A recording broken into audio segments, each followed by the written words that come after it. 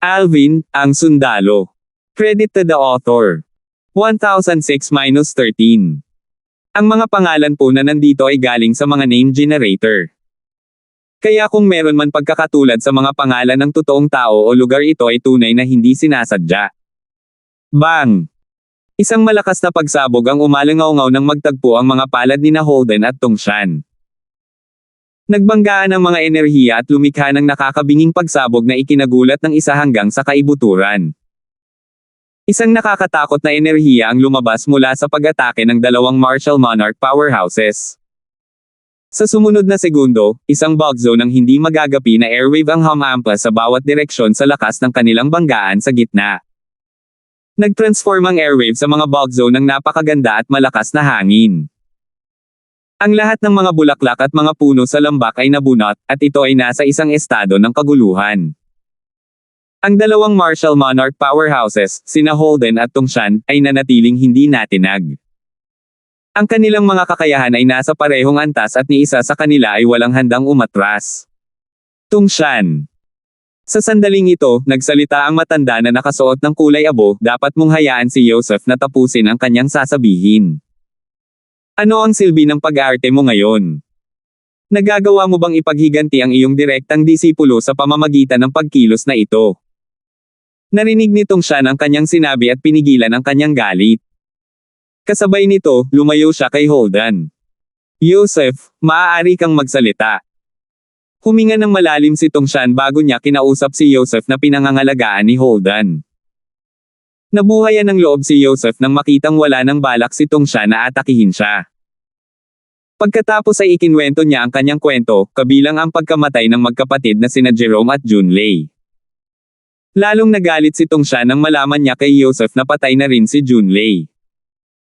Bukod sa pagiging direktang alagad niya, ang nakababatang kapatid ni Jerome sa pamamagitan ng dugo, si Junlei, ay direktang alagad din ng sect leader ng Azumo sect.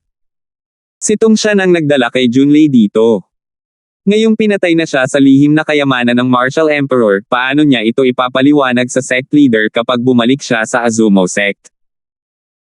Kahit na ang sect leader ng Azumo sect ay kailangang magbigay sa kanya ng kaunting paggalang dahil sa kanyang mataas na posisyon sa sekta at hindi siya sisihin ng sect leader sa pagkamatay ni Junlei, hindi niya mapapatawad ang kanyang sarili para dito.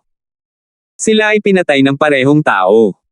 Matigas na sabi ni Joseph nang umabot na sa sukdulan ang galit ni Tongshan.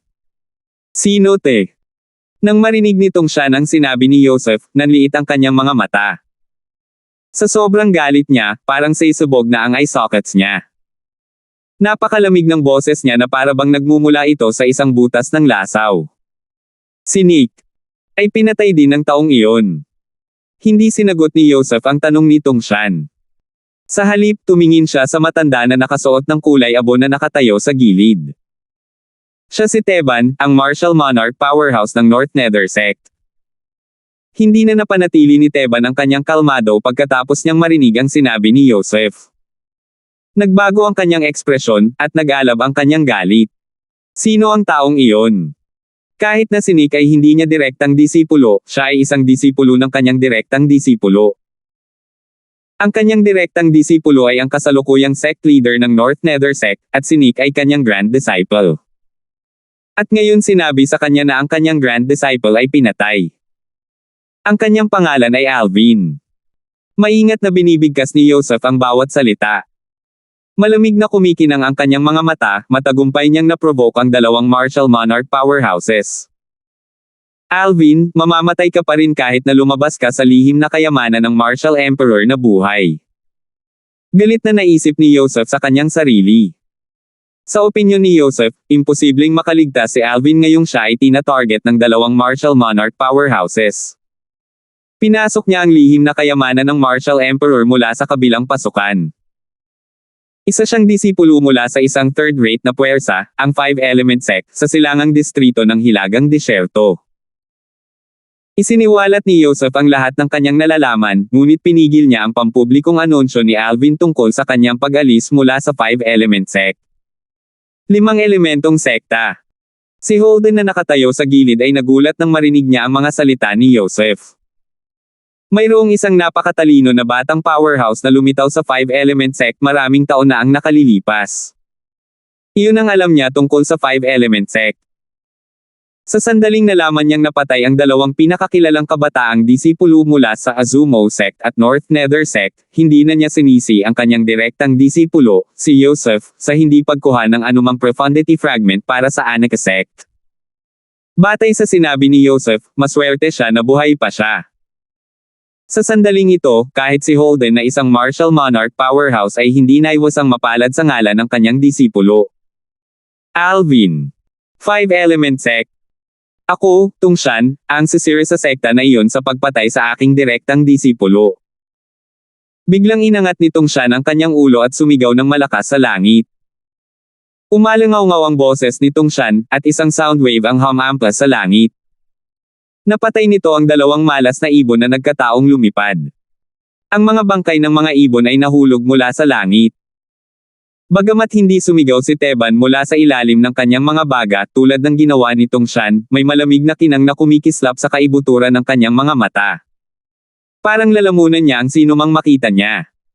Ang kanyang pagkapuot sa disipulo ng 5-element sect na si Alvin, na hindi pa niya nakilala noon, ay hindi mas mababa kaysa kay Tungshan. Naturally, hindi alam ni Alvin ang mga nangyayari sa labas ng entrance no. Walang kamalay-malay si Alvin na siya ay kasalukuyang tina-target ng dalawang martial monarch powerhouses. Parehong gustong kitilin ang buhay niya. Hindi nagtagal, bumalik si Alvin sa maluwag na plataporma sa ilalim ng entrance no. Dalawa sa dulo ng hagdan ng bato. May mga illusory formation na nakatago sa itim na ambon na nakapalibot sa platform. Tumayo si Alvin sa plataporma at hindi pinansin ang lahat ng mga disipulo mula sa Blade Sect, Empyrean Temple, at Emotion Severing Sect sa paligid niya na sunod-sunod na umaalis. Mapapangiti lang siya sa tuwing nakikita niyang dumadaan ang mga alagad ng 5-element sect. Senior Brother Alvin. Senior Brother Alvin. Bagamat inihayag ni Alvin ang kanyang pag-alis sa 5-element sect, itinuring pa rin siya ng mga disipulo ng sekta bilang kanilang senior brother at idolo. Ang idolo na nag-iisang pumatay sa pinakamakapangyarihang binata mula sa isang second-rate na puwersa. Walang ganoong halimaw sa kasaysayan ng 5-element sect. Tahimik na naghintay si Alvin. Sa wakas, lumitaw ang taong hinihintay niya. Isang silhouette na parang fire elf ang bumungad sa kanyang mga mata. Kuya Darfield. Irish, sagot ni Alvin. Napangiti siya nang makita siya. Ang taong iyon ay si Irish. Ang kanyang kasalukuyang kakayahan ay higit pa kay Dindo, Lizardo, at Sandro. Kaya naman hindi nagulat si Alvin na siya ang unang dumating. Hindi nagtagal, sunod-sunod na lumabas sa illusory formation sina Dindo, Lizardo, at Sandro. Pagkatapos ay nagtipon sila sa paligid nina Alvin at Irish. Tara na. Dahil dumating na ang lahat, hindi na nanatili roon si Alvin at ang iba pa. Umakyat sila sa hagdan ng bato at lumipad patungo sa pinakamataas na plataporma na parang kidlat. Maya-maya pa ay nakarating na sila sa tuktok ng entablado. Whoosh! Whoosh! Ginamit ni Alvin at ng iba pa ang platform bilang leverage at isa-isang lumipad palabas sa lihim na kayamanan ng Martial Emperor.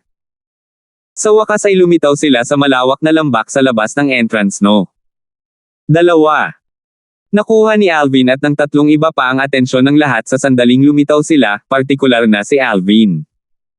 Higit sa 70% ng mga taong naruroon ay nakatingin sa kanya. Nakalabas na si Alvin. Sa pagkakaalam ko, si Alvin lang ang nakakuha ng profundity fragment sa lahat ng pumasok mula sa entrance no. 2. Ang swerte ng 5-element sect sa pagkakataong ito. Bukod sa mga disipulo ng 5-element sect, isang grupo ng mga disipulo mula sa Blade Sect, Empyrean Temple, at Emotion Severing Sect ay hindi napigil ang mag-ungol sa isa't isa nang tumingin sila kay Alvin. Bagamat may inggit sa kanilang mga boses, wala ni isa sa kanila ang nainggit dahil alam nilang nakadepende si Alvin sa kanyang makapangyarihang kakayahan na makuha at hawakan ang profundity fragment. Kung hindi yun ang kaso, si Alvin ay hindi makakahawak sa profundity fragment kahit na siya ay mapalad na makuha ito. Sect Leader, Peak Master. Si Alvin ay umalis kaagad pagkalabas nila. Dumating siya sa harap ng sect leader ng Five Element Sect, Gregor, at Peak Master of Wood Peak, Romeo. Isang fragment na kumikinang na may purple energy ang lumitaw habang itinaas niya ang kanyang braso. Iyon ay ang third level Monarch Stage Thunder Profundity Fragment. Nauna nang nakuha ni Alvin ang Thunder Profundity Fragment mula sa Sword Monarch Treasure. Mula nang i-trade niya ang 8th level Monarch Stage Thunder Profundity Fragment kay Baron, ang piraso ng Profundity Fragment na ito ay naging dispensable sa kanya.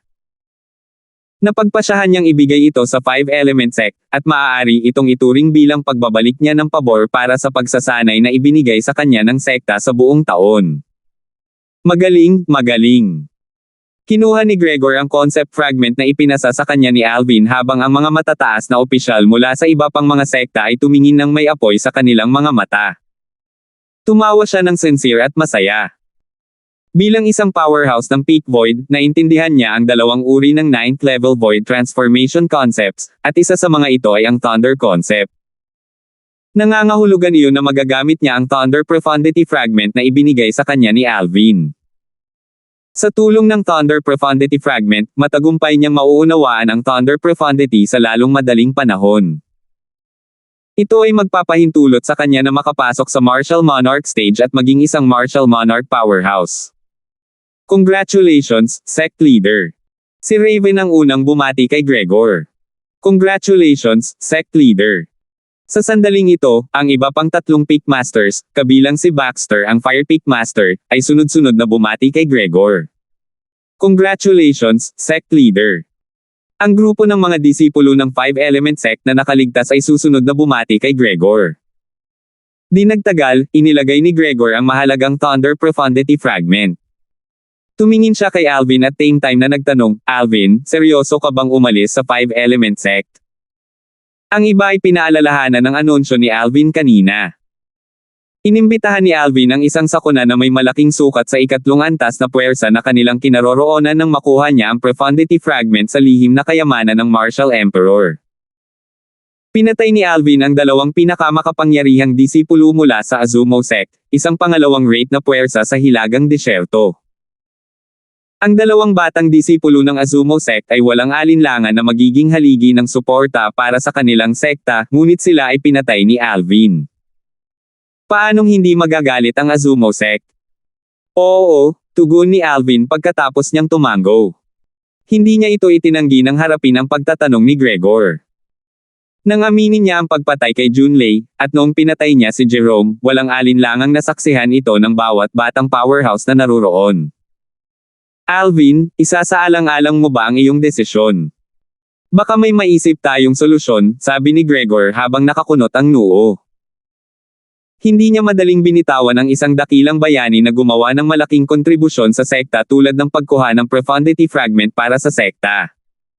Si Raven na nakatayo sa gilid ay mahinahong nagsabi, mayroon akong ideya.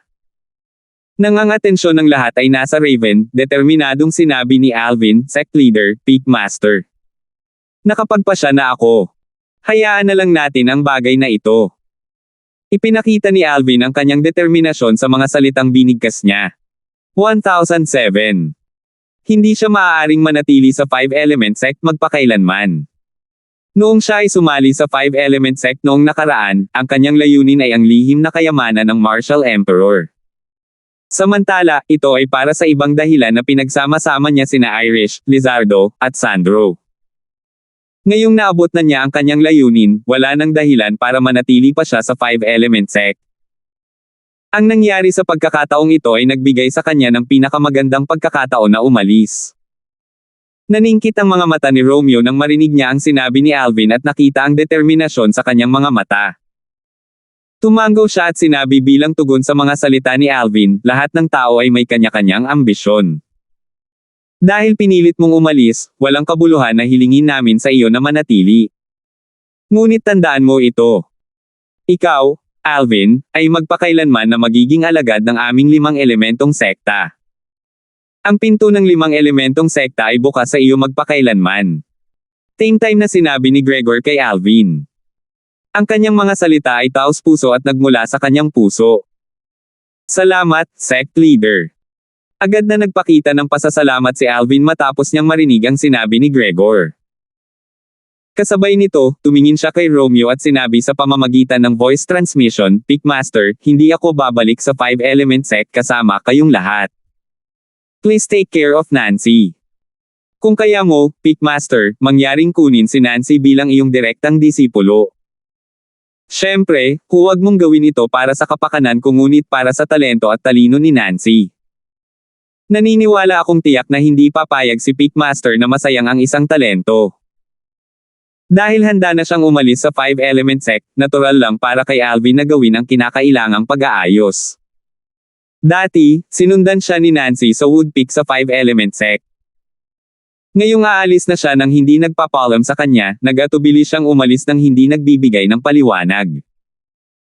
Ang pinakamaliit na magagawa niya ay bigyan siya ng taong maaasahan sa 5-element sect para hindi siya mabuli.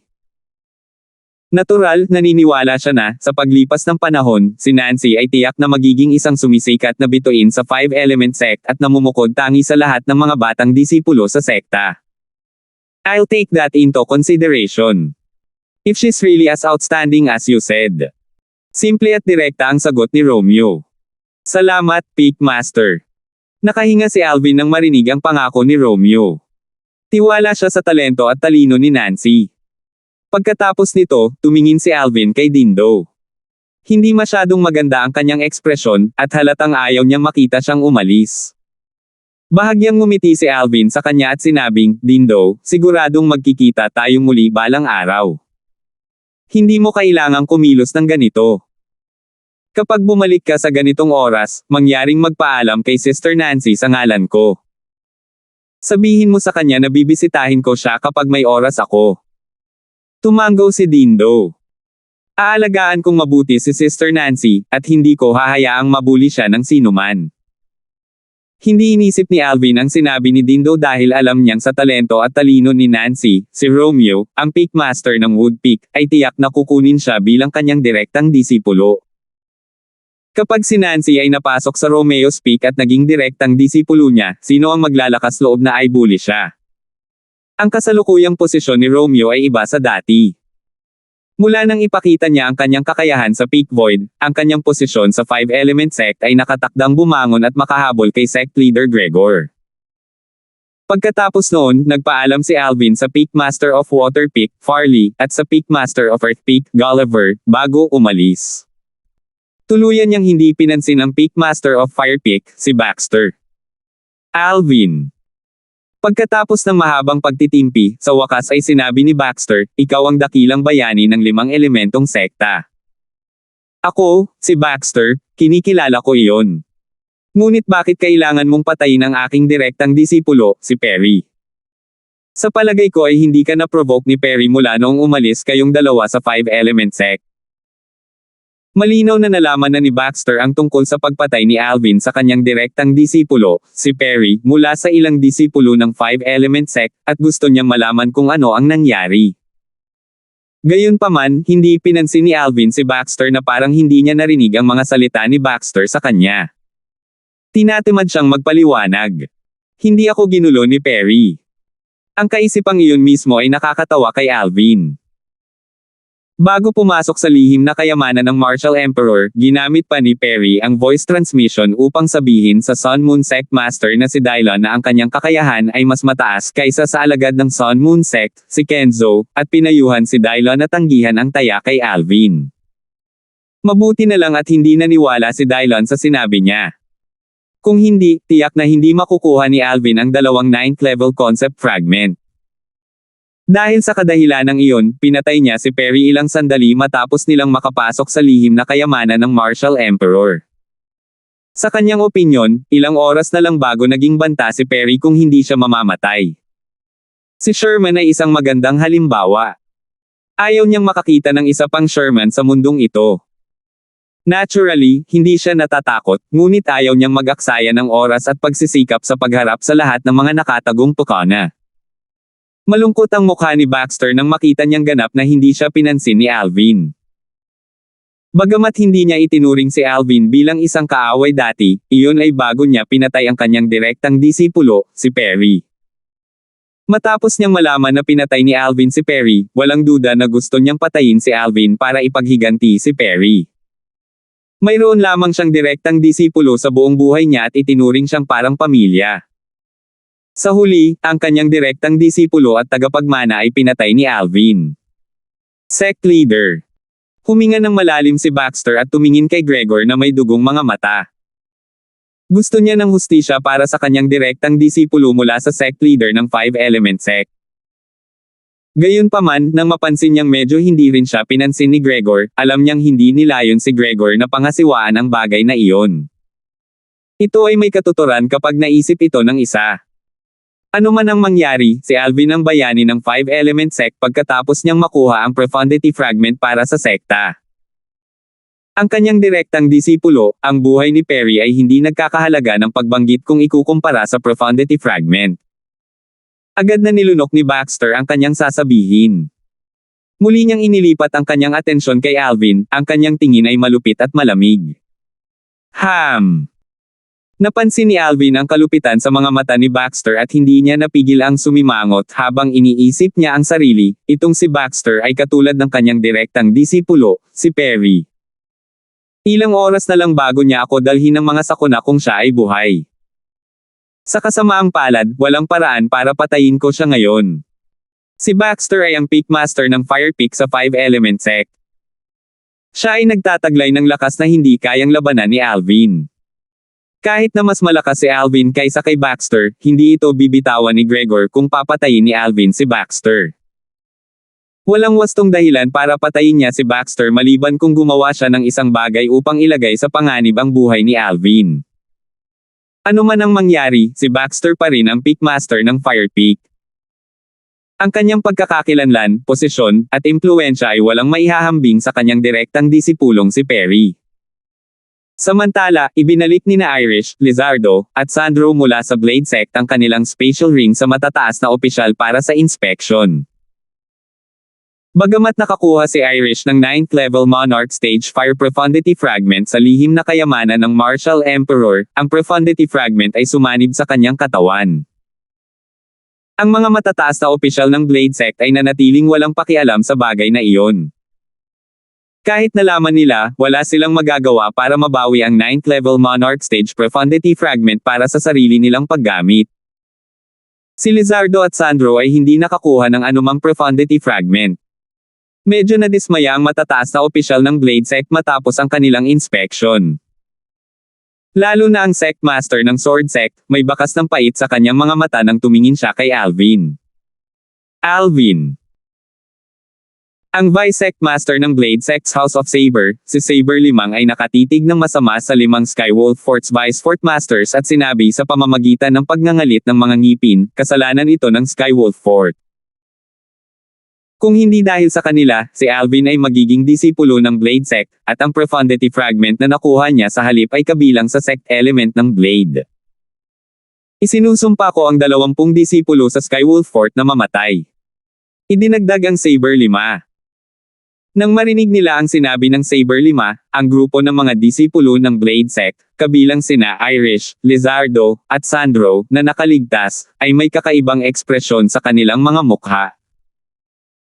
Sa 20 mga alagad ng Skywolf Fort, isa sa kanila na nagtangkang patayin si Alvin ay nahulog sa isang napakalalim na kailaliman. Ang natitirang 19 na ay pawang pinatay ni Alvin dahil inatake nila siya nang pasukin nila ang lihim na kayamanan ng Martial Emperor para sa 4 na 9th level concept fragment sa mga kamay ni Alvin. Sect Masters, pinaplano kong umalis kasama si Brother Alvin para bumalik sa ating bayan, ang Dark Cloud Dynasty, pinangunahan ni Sandro ang pagsasabi sa Sect Masters ng Blade Sect. Sinabi sa kanya ni Alvin ang tungkol sa pagbabalik sa kanilang bayan bago sila lumabas sa lihim na kayamanan ng Martial Emperor. Sige. Parehong tumango ang Sect Masters ng Blade Sect bilang pagsang-ayon.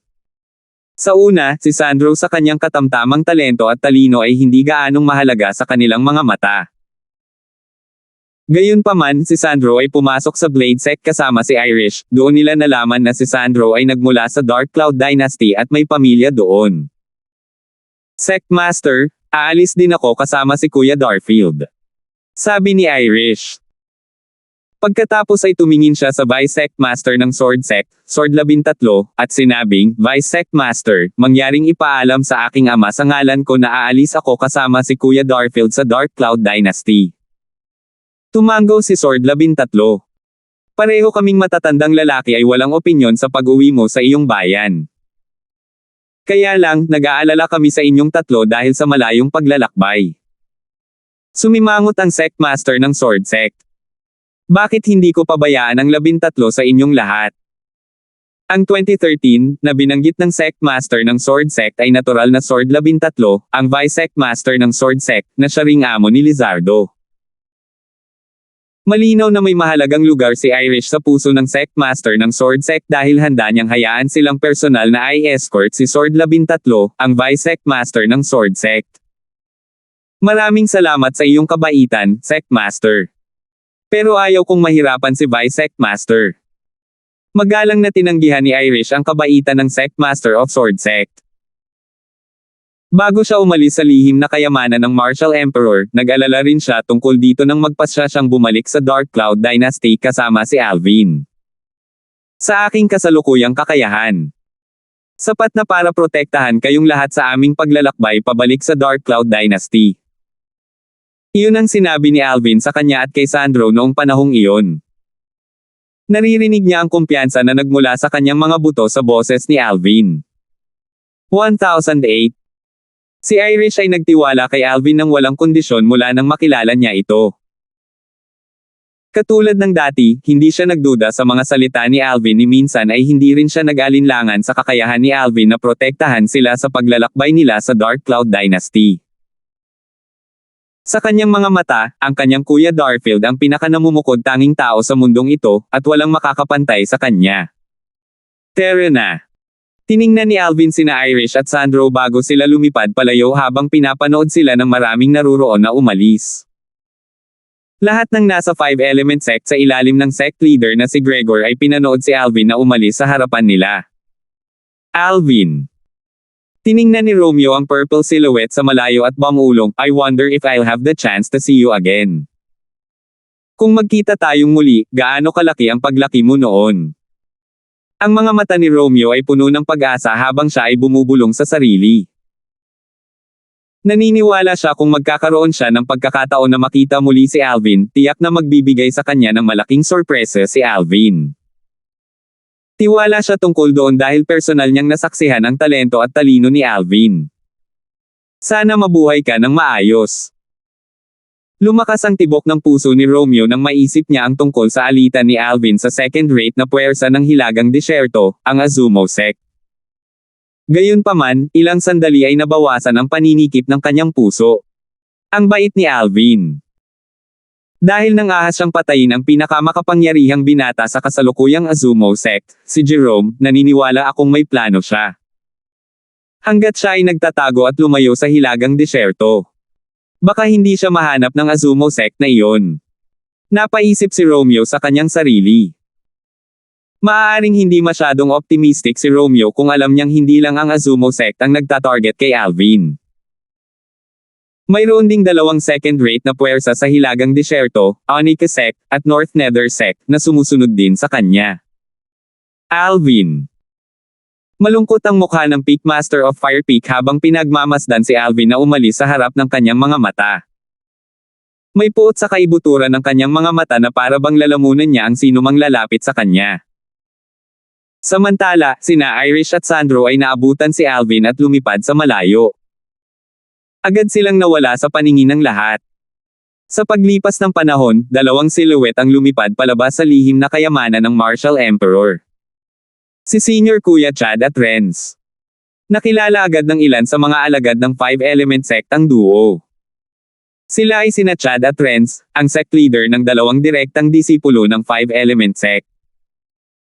Noong una, nang mapansin nila ang dalawang silhouette na lumilipad palabas sa lihim na kayamanan ng Martial Emperor, ang mga matataas na opisyal mula sa Skywolf Fort at Sun Moon Sect ay medyo nasasabik bago nila napagtanto kung sino sila. Gayunpaman, labis silang nadismaya matapos makita ang mukha nilang dalawa. Anong nangyari? Ano ang hindi lumalabas na mga alagad ng ating Skywolf Fort sa lihim na kayamanan ng Martial Emperor? Nasaan si Sherman?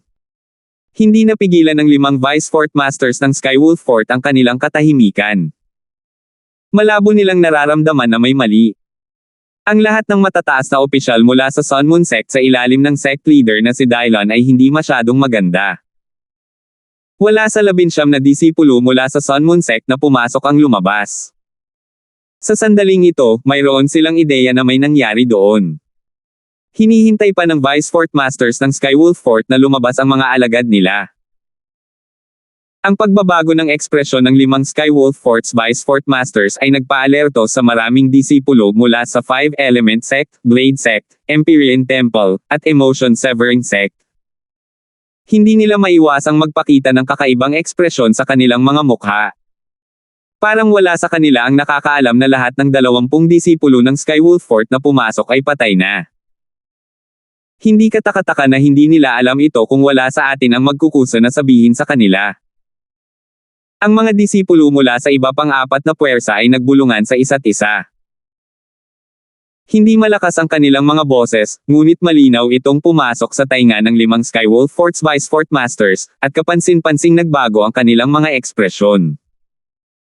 Patay na ang lahat ng alagad ng Skywolf Fort nila matapos makapasok sa lihim na kayamanan ng Martial Emperor.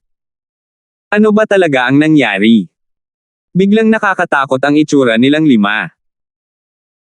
Nang malaman nila kung ano ang nangyari mula sa ilan sa mga disipulo mula sa 4 na puwersa, may bakas ng kawalan ng magawa sa kanilang mga mata bukod sa malungkot na ekspresyon sa kanilang mga mukha. Ito ay isang tiyak na kamatayan para kay Sherman na nabigong patayin si Alvin at nahulog sa napakalalim na kailaliman.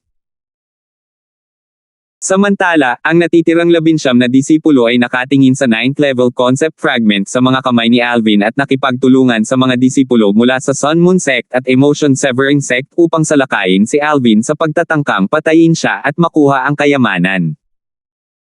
Sinong mag-aakala na magiging napakadrama ang resulta ng 48 nilang laban kay Alvin? Sa isang espada, pinatay ni Alvin ang karamihan sa mga disipulo mula sa 3 puwersa. Ang mga hindi napatay ay malubhang nasugatan. Sa isa pang paghampas ng kanyang espada, lahat sila ay napatay. Alvin. Bakit siya? Kung ibang tao iyon, tiyak na hahabulin ng 5 Skywolf Fort's Vice Fort Masters ang taong iyon at papatayin siya. Gayunpaman, bakit si Alvin? Siya ang kapatid na Alvin na binanggit ng munting Diablo.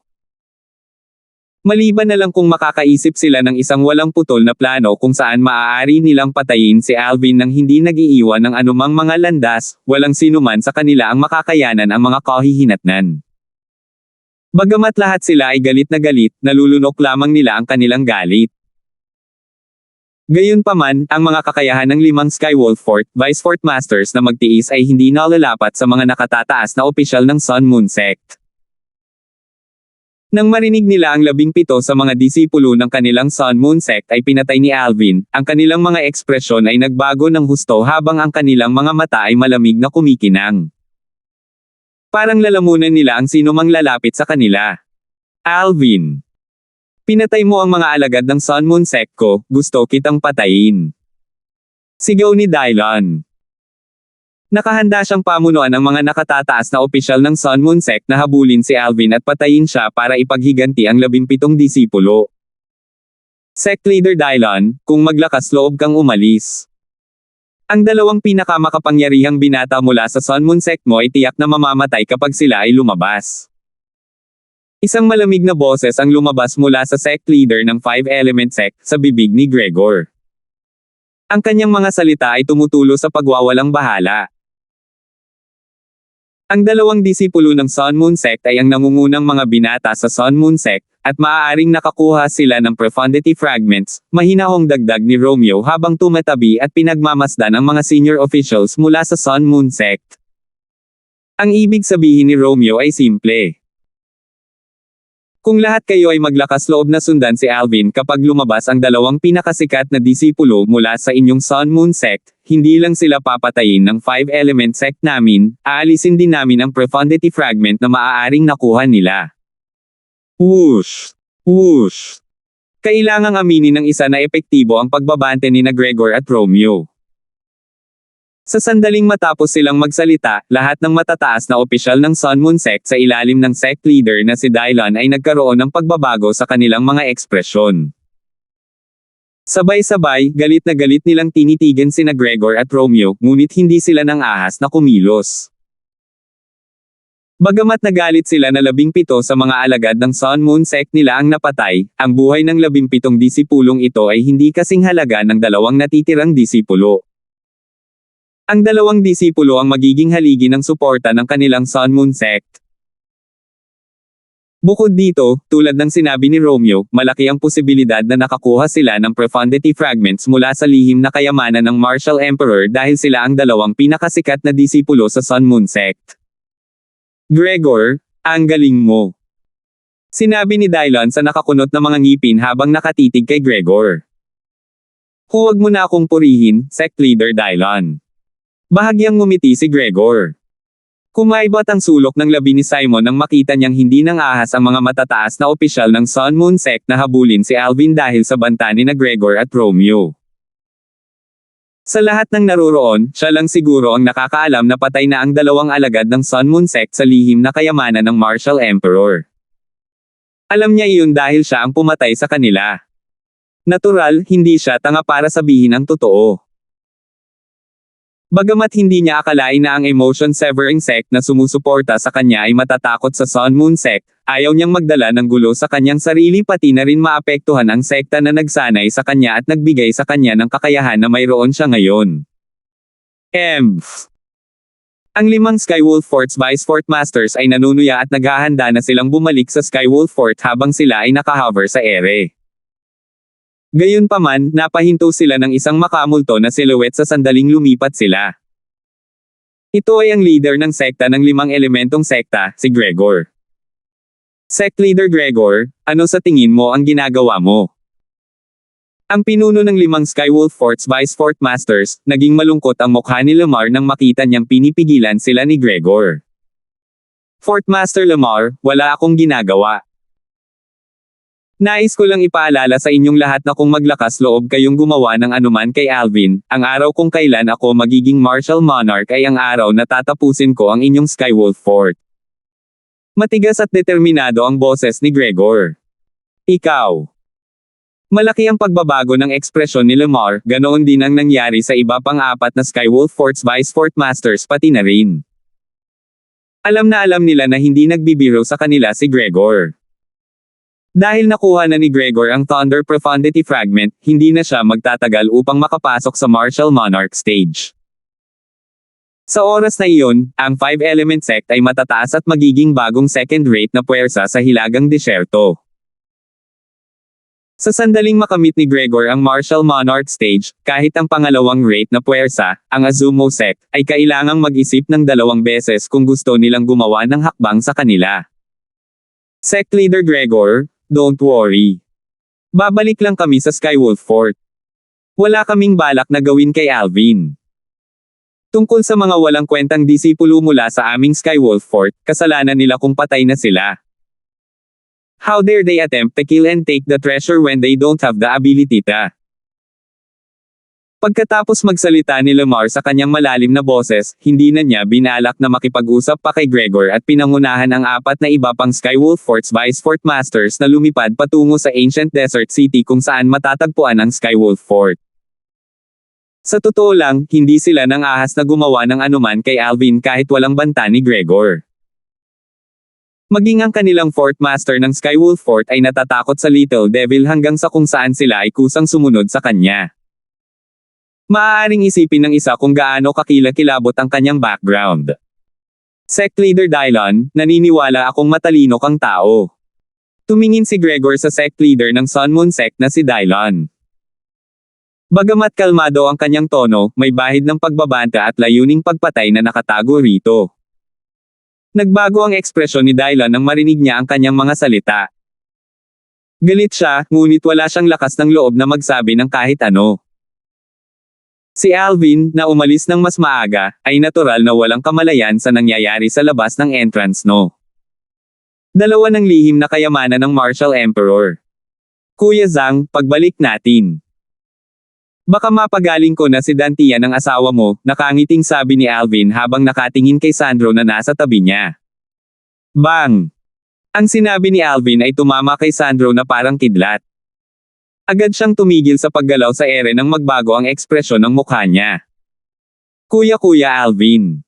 Seryoso ka ba? Tuwang-tuwang tanong ni Sandro habang nakatingin kay Alvin na tumigil din sa paggalaw. 1009. Siyempre sinadya ko. Bahagyang ngumiti si Alvin at itinaas ang kanyang braso para kunin ang Immortal Spirit Herb na nakuha niya mula sa lihim na kayamanan ng Martial Emperor. Pumulot siya ng dahon mula sa Immortal Spirit Herb at inilagay ito sa mga kamay ni Sandro. Ano ito? Nag-aalinlangan si Sandro sa kanyang mukha nang tingnan niya ang kakaibang dahon na kumikinang na may berdeng liwanag na ibinigay sa kanya ni Alvin. Bagamat naisip niya na ang dahon ay maaaring makatulong sa kanyang asawa, si Zoe, na ayusin ang kanyang dantian, may bakas ng hindi paniniwala sa kanya. Ito ay dahil ito ay masyadong hindi ka panipaniwala. Isa lang sa 3 dahon sa kakaibang damo ang makakatulong sa kanyang asawa na ayusin ang kanyang dantian. Posible ba iyon? Ito ay makakatulong sa iyong asawa na ayusin ang kanyang dantian, sabi ni Alvin habang siya ay nakangiti. Kuya Zhang, huwag maliitin ang dahon na ito. Ang isang dahon ay sapat na makapangyarihan upang buhayin ang isang patay na tao at magpatubo ng laman sa mga buto. Kahit ang isang taong may kapansanan ay tatubo ng mga paa kung ubusin nila ang daong ito. Ano? Malaki ang pagbabago sa ekspresyon ni Sandro nang marinig niya ang sinabi ni Alvin. May gulat at hindi makapaniwala sa kanyang mga mata nang tumingin siya sa dahon na kumikinang na may kulay berdeng glow sa kanyang kamay. Maaari bang buhayin ng daong ito ang isang patay na tao at magpatubo ng laman sa mga buto? Maaari bang lumaki ang mga paa ng mga taong may kapansanan matapos itong kainin? Sa sandaling ito, maging si Irish na nakatayo sa tabi ni Alvin ay nabigla. Hindi niya napigilan ang pagbabago ng ekspresyon ng kanyang magandang mukha. Kahit na ang kanyang kuya Darfield ay palaging gumagawa ng milagro sa kanya, nakaramdam pa rin siya ng pagkagulat matapos niyang marinig ang tungkol sa nakakatakot na epekto ng dahon sa mga kamay ni Sandro. Kumabog ang dibdib ni Sandro habang bumibilis ang kanyang paghinga. Nabawi niya ang kanyang katinoan pagkaraan ng ilang sandali, at tinanong si Alvin na may matinding pagnanasa sa kanyang mga mata, "Bro Kuya Alvin, anong uri ng halamang gamot ito?" Buong tiwala si Sandro sa mga salita ni Alvin. Gayunpaman, hindi niya maiwasang makaramdam ng pagkagulat. Anong uri ng halamang gamot ang may napakalakas at nakakatakot na epektong panggamot? Ito ay tinatawag na Immortal Spirit Herb, ito ay itinuturing na isang alamat sa Cloud Continent. Hindi ko inaasahang makikita ko ito sa Marquean Palace, nakangiting sabi ni Alvin. Immortal Spirit Herb. Nagliwanag ang mga mata ni Sandro at Irish nang marinig nila ang kanyang mga salita. Ang mahiwagang pangalan lamang ng damo ay nagpakita na ito ay hindi isang ordinaryong damo. Nakahanap ka pa ng maalamat na halamang gamot. Ang swerte mo ay baliw. Bulalas ni Sandro. May bakas ng pananibik sa kaibuturan ng mga mata ni Sandro.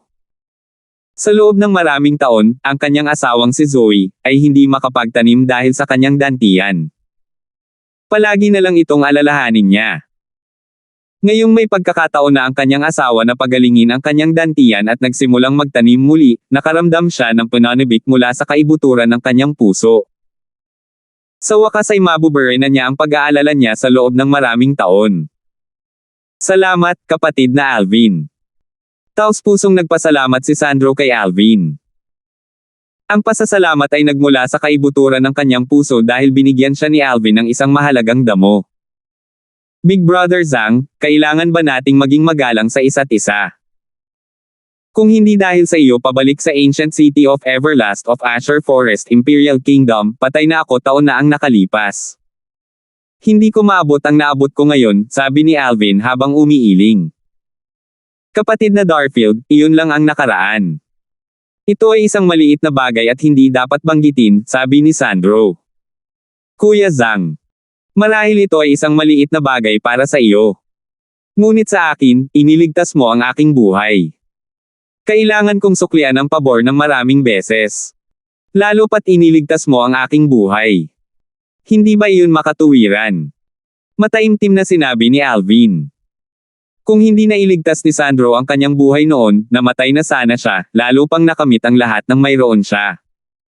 Sige, huwag na nating pag-usapan ito. Iniba ni Sandro ang paksa nang makita niyang seryoso si Alvin. Brother Alvin, pagagalingin mo ba ang dantian ni Jack sa pamamagitan ng paggamit ng Immortal Spirit Herb kapag bumalik ka sa Dark Cloud Dynasty? Malinaw na naalala ni Sandro si Jack ay ang nasa katanghaliang gulang na lalaki na nasa tabi ni Alvin noon. Noon, ang kanyang dantian ay nasira ng isang tao sa Eternal Jade Restaurant na itinatag ng mag-asawa. Oo. Tumango si Alvin habang kumikinang ang kanyang mga mata. Noon, nasira ang dantian niya dahil sa akin. Hindi niya mapapatawad ang sarili sa nangyari kay Jack. Kuya Alvin, huwag kang mag-overthink ng mga bagay-bagay. Nakita kong hindi ka sinisisi ni Jack. Bukod dito, bukas ang isip ni Jack. Naniniwala akong nabubuhay siya ng maayos sa mga taong ito kahit na walang origin energy. Inaliw ni Sandro si Alvin. Tumango si Alvin, umaasa siyang magiging katulad ng sinabi ni Sandro. Itinaas ni Alvin ang kanyang braso at inilagay ang Immortal Spirit Herb sa kanyang spatial ring. Ang Immortal Spirit Herb na nasa kamay niya ay orihinal na may 3 dahon. Ngayong binigyan niya si Sandro ng isa, 2 dahon na lang ang natitira sa kanya. Matapos ilagay ni Sandro ang dahon ng Immortal Spirit Herb na itinuring niyang isang kayamanan sa kanyang spatial ring, si Alvin at ang dalawa pa ay nagpatuloy sa kanilang paglalakbay sa Dark Cloud Dynasty. Naglalakbay sila sa bilis ng kidlat. Brother Alvin, saang antas ng Markean Palace mo nakuha ang Immortal Spirit Herb? Matanong na tanong ni Sandro habang sila ay naglalakbay. Masyado siyang na-curious kung saan nakuha ni Alvin ang isang maalamat na damo. Narinig ni Irish si Sandro at tumingin din kay Alvin na may pagtataka. Ang unang antas, sabi ni Alvin. Pagdating ko sa unang antas, lumitaw ako sa likod ng isang koridor. Maraming mga silid na bato ang maaari mong pasukin sa daan. Gayunpaman, ang mga eskultura sa labas ay umaatake kapag nakapasok ka. At kung aalis ka sa silid na bato, ang mga eskultura ay babalik sa kanilang kinaroroonan at titigil sa kanilang mga pag-atake. Nalaman ni Alvin ang tungkol sa ikalawang bahagi mula kay Dindo. Sa unang antas ng palasyo ng Markean, ang bawat isa sa mga eskultura na umatake sa kanya pagkatapos niyang makapasok sa mga silid na bato ay sinira niya. Kaya naman, wala siyang ideya na babalik sa kanilang posisyon ang mga eskultura kung umalis siya sa silid. Nagkaroon kami ng parehong karanasan, sabi ni Sandro. Tumango si Irish, ang kanyang karanasan ay katulad din. Nakita ko ang Immortal Spirit Herb sa dulo ng koridor sa unang antas ng Markean Palace na konektado sa Central Stone Room sa ikalawang antas. Hanggat kaya mong talunin ang 3 batang powerhouse na inayos upang labanan ka, maaari kang pumasok at magpatuloy sa ikalawang antas ng Markean Palace, sabi ni Alvin. Naalala pa niya ang silid na bato ay tinawag na 1 in 4 Stone Room. Hindi ako nakarating doon. I was arranged to fight with a North Nether disciple. Pinilit ni Sandro na ngumiti sa kanyang mukha. Marahil ang kanyang talento at kakayahan ay maaaring ituring na mahusay sa isang third-rate na puwersa, ngunit siya ay karaniwan lamang sa isang pangalawang-rate na puwersa tulad ng North Nether sect. Halos lahat ng mga disipulo ng North Nether na pumasok sa lihim na kayamanan ng Martial Emperor ay ang mga namumukod tangi sa kasalukuyang North Nether sect. Napakalayo niya kumpara sa kanila. Pumasok ako sa Stone Room na iyon. Ngunit hindi ko nakita ang Immortal Spirit Herb. Nakakuha lang ako ng Grade 1 Spirit Weapon na nagbibigay ng 89% boost, sabi ni Irish. Ang Grade 1 Spirit Weapon na may 89% boost ay ang pinakamahusay sa Grade 1 Spirit Weapons. Ito ay bahagyang mas maliit kaysa sa Grade 1 Spirit Weapons na maaaring pinuhin ni Alvin. Hindi nagulat si Alvin nang marinig niya ang sinabi ni Irish. Ang Immortal Spirit Herb ay isang maalamat na halamang gamot pagkatapos ng lahat. Imposibleng lumabas ito sa bawat 1 in 4 Stone Room. Naisip na niya ito kanina. Ito ay dahil sa napakaswerteng nakuha niya ang Immortal Spirit Herb. Irish, ano ang pinagdaanan mo noong nasa ikalawang antas ka? Patuloy na nagtanong si Alvin. Di nagtagal, nalaman niya ang tungkol sa paglalakbay ni Irish sa Marquean Palace mula sa ibabang antas at hanggang sa itaas. Gayunpaman, walang anuman tungkol sa higanteng kahoy na figure sa ikalawang antas. Sa madaling salita, hindi nakatagpo ni Irish ang mahiwagang inscription formation na pinagsama ang sirang kahoy sa corridor sa isang higanteng figurang kahoy o ang kakaibang platapormang bato sa ikalawang antas. Parang ito ay katulad ng Immortal Spirit Herb. Ang kakaibang stone platform ay 1 in a million. Siyempre, posibleng hindi na-activate ni Irish ang inscription formation sa stone platform sa ikalawang antas, nag-isip si Alvin sa kanyang sarili. Ang natitira ay magkatulad. Sa ikaapat na antas, maaari lamang umatras si Irish dahil hindi niya pinilit ang sarili na gawin ang fire profundity nang makatagpo niya ang earth energy na katumbas ng 1,500 ancient horned dragon strength sa bumpy road, lahat ay katulad ng kanyang haka-haka. Bang! Bang! Bang! Bang! Bang! Ang malalakas na pagsabog ay nagmula sa kung saan habang si Alvin at ang dalawa pa ay nagpatuloy sa kanilang paglalakbay patungo sa Dark Cloud Dynasty. Sa loob ng isang liblib na hanay ng bundok sa Dark Cloud Dynasty, ang malalakas na pagsabog ay biglang tumunog mula sa isang madilim na kuweba ng bundok. Ang bulubundukin ay yumanig ng matindi na tila ba naghihiwalay ang langit at lupa. Matapos ang mga pagyanig, isang matandang lalaki na may itim na fog na naglalabas sa kanyang katawan ay lumipad palabas ng kuweba ng bundok. Duguan at walang emosyon ang mga mata ng matanda. Biglang itinaas ng matanda ang kanyang mga braso at hinawakan ang kanyang ulo. Nagsimula siyang sumigaw habang nakayuko sa sakit. Nakakataba ng puso ang boses ng matanda. Para siyang pinahihirapan. Ako si Elming. Ako si Elming. Oo. Ako si Elming. 7-star sword sect. Asher Forest Trisect. Alvin. Oo. Si Alvin ito. Kaaway ko siya. Kaaway ko siya. Papatayin ko siya. Papatayin ko siya. Sa wakas, tumigil na sa pagsigaw ang matanda nang muli siyang tumayo. Ang kanyang mga mata ay namumula at puno ng pagpatay na layunin habang siya ay tumingin sa paligid, tila nawawala. Saan ang lugar na ito? Kumunat ang noo ng matanda at pilit niyang inaalala. Gayunpaman, natuklasan niya na wala siyang maalala. Alvin. Papatayin kita. Papatayin kita. Hindi nagtagal, tumigil sa pag-iisip ang matanda at sumigaw mula sa kanyang mga baga na may malungkot na mukha. May puot at karahasan sa boses ng matanda nang siya ay sumigaw. Ten. Habang sumisigaw ang matanda, kumukulong tubig ang itim na fog na nakapaligid sa kanyang katawan.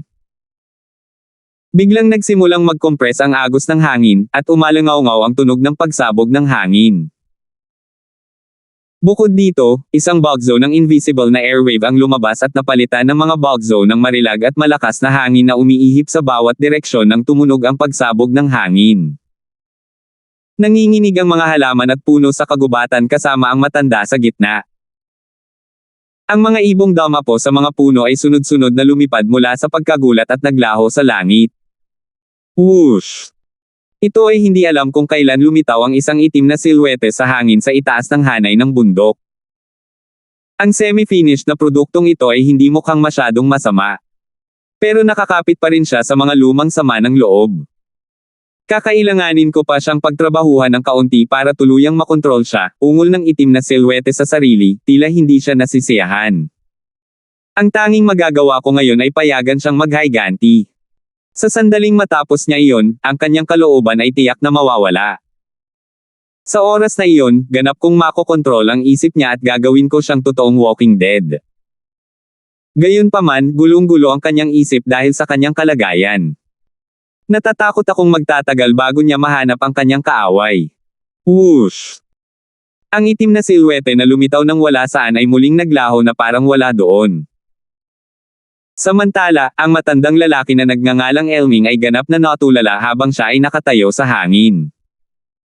Sa sandaling ito, nakataas ang kanyang ulo habang nakatingin sa langit sa itaas ng kanyang ulo. Siya ay natigilan, at isang bakas ng hindi makapaniwala ang napuno ng kanyang mga mata. Paano? Paano ito posible? Dumagundong ang heaven and earth energy bago nabuo ang heaven and earth phenomenon sa kalangitan. Sunod-sunod na lumitaw ang mga silhouette ng sinaunang may sungay na dragon. Natigilan si Elming habang marilag silang bumaba sa harap ng kanyang mga mata. Sa isang sulyap lang, nakikita na niya na mayroong hindi bababa sa 7,000 hanggang 8,000 mga sinaunang may sungay na mga dragon na silhouette sa heaven and earth phenomenon sa harap ng kanyang mga mata. 7,000 to 8,000 ancient horned dragons, strength. Ito ang lakas ko. Sa mismong sandaling ito, naramdaman ni Elming ang maringel na lakas na nananatili sa kanyang katawan habang napuno ng pagkabigla ang kanyang mga mata. Hindi niya maiwasang mapangiti. Ang lakas na kasalukuyang taglay niya ay ilang daang higit pa sa kung ano ang mayroon siya noon. Hindi. Parang hindi nagmumula sa origin energy ang lakas ko. At saka, parang hindi ako makapagtatag ng koneksyon sa concepts ko. Ano ba talaga ang nangyari? Hindi nagtagal, isang alon ng enerhiya na kasing itim ng tinta ang lumitaw sa kamay ni Elming nang iangat ang kanyang mga braso. Ang itim na enerhiya ay lumiligid at patuloy na kumikinang sa paligid. Ang enerhiyang ito. Hindi ito origin energy at hindi rin concept. Ngunit tila mas malakas pa ito kaysa sa origin energy at concept. Anong uri ng enerhiya ito? Bulong ni Elming sa sarili habang casual na itinulak palabas ang kanyang palad. Biglang-bigla, ang enerhiya na kasing itim ng tinta sa kanyang kamay ay naging isang dambuhalang palad na napapalibutan ng itim na fog at agad na bumaril bago ito nawala ng kasing bilis ng paglitaw nito. Bang! Isang malakas na pagsabog ang umalangaw-ngaw habang lumilipad ang mga graba sa buong lugar. Isang napakalaki at napakalalim na butas ang nalikha nang ihampis ni Elming ang kanyang palad sa pader ng bundok sa malapit. Matagal na tinitigan ni Elming ang kanyang palad, maging siya ay natigilan sa lakas ng kanyang palad. Ang lakas ko ba? Ako pa ba? Ako.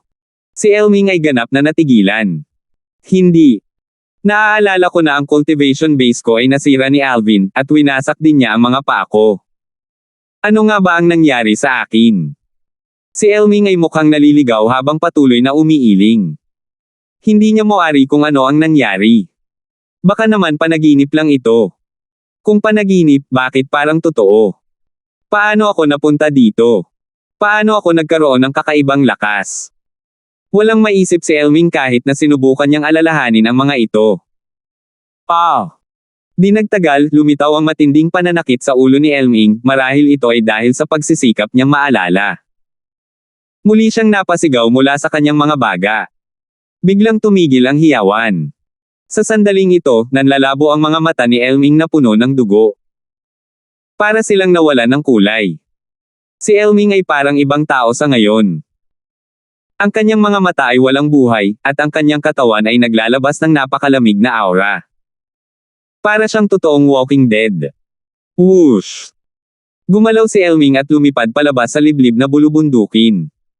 Lumilipad siya ng walang patutunguhan na para bang wala siyang mapupuntahan. Tatlong silhouette na lumilipad sa kalangitan ang huminto sa labas ng Dark Cloud Dynasty's capital. Kuya Alvin, Miss Irish. Talagang hindi kayo pupunta sa bahay ko? Tanong ni Sandro habang nakatingin sa binata na naka-purple at nakapulang babae sa harapan niya. Sila ay sina Alvin at Irish na sumunod kay Sandro pabalik sa Dark Cloud Dynasty. Bagamat kinailangan ni na Alvin at Irish na sundan ang bilis ni Sandro, hindi rin sila nagtagal bago makarating sa Dark Cloud Dynasty. Kuya Zhang, dapat kang bumalik at makasama ang iyong asawa. Wala kang dapat alalahanin tungkol sa amin.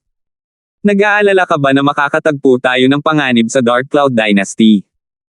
Ngumiti si Alvin habang umiiling. Hindi yon.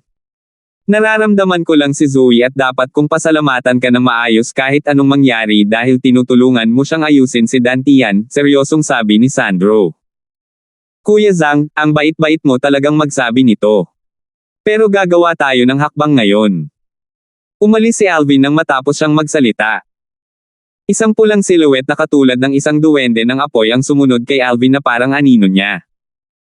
Napangiti si Sandro, at umiling siya habang pinagmamasdan silang dalawa na nawala sa harap ng kanyang mga mata. Si Brother Alvin at Miss Irish ay isang match made in heaven dahil pareho silang hangin at apoy. Umiling si Sandro at ngumiti bago lumipad pataas sa langit patungo sa kapital. Lumapag siya nang makarating siya sa itaas ng isang maluwang na estate, ang kanyang paggalaw ay kasing kinis ng umaagos na tubig. Zangclan Estate. Zoe. Nang lumapag si Sandro, hindi niya pinansin ang mapanghusgang mga mata ng mga katulong at tuwang-tuwang nagmamadaling pumasok sa isang compound. Ito ang tirahan na dati niyang tinitirhan kasama ang kanyang asawang si Zoe. Kuya Darfield. Hahanapin mo ba si Jack? Curious na tanong ni Irish, na nasa tabi ni Alvin. Huwag tayong magmadali sa pagbisita kay Jack, susundin natin ang proximity principle. Dumaan muna tayo sa Clarity City. Sabi ni Alvin habang kumikinang ang kanyang mga mata. Clarity City. Tumango si Irish.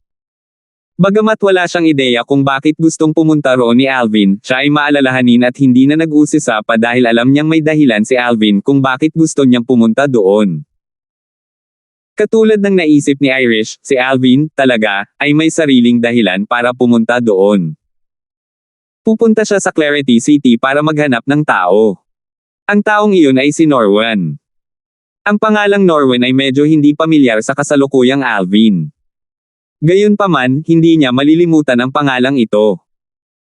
Naalala niya hindi nagtagal pagkatapos niyang pumasok sa 7-Star Sword Sect, nakatagpo siya ng isang maliit na team mula sa 7-Star Sword Sect noong sinusubok niya ang Quake Energy sa Primeval Forest sa likod ng sect. Mayroong kabuoang 3 tao sa maliit na koponan. Sila ay sina Norwan, Erin, at Jeff. Si Jeff ang mabisyo, sinubukan niyang sabotahe si Alvin ng maraming beses habang nasa Primeval Forest sila. Gayunpaman, nabigo ang kanyang plano. Sa halip, umikot ang mga bagay sa kabilang direksyon, at si Alvin ay nasugatan ng husto at muntik na siyang mapatay. Kung hindi humingi ng awa sina Norwan at Erin sa ngalan ni Jeff, tiyak na napatay niya si Jeff. Gayunpaman, iyon ay simula pa lamang ng sakuna.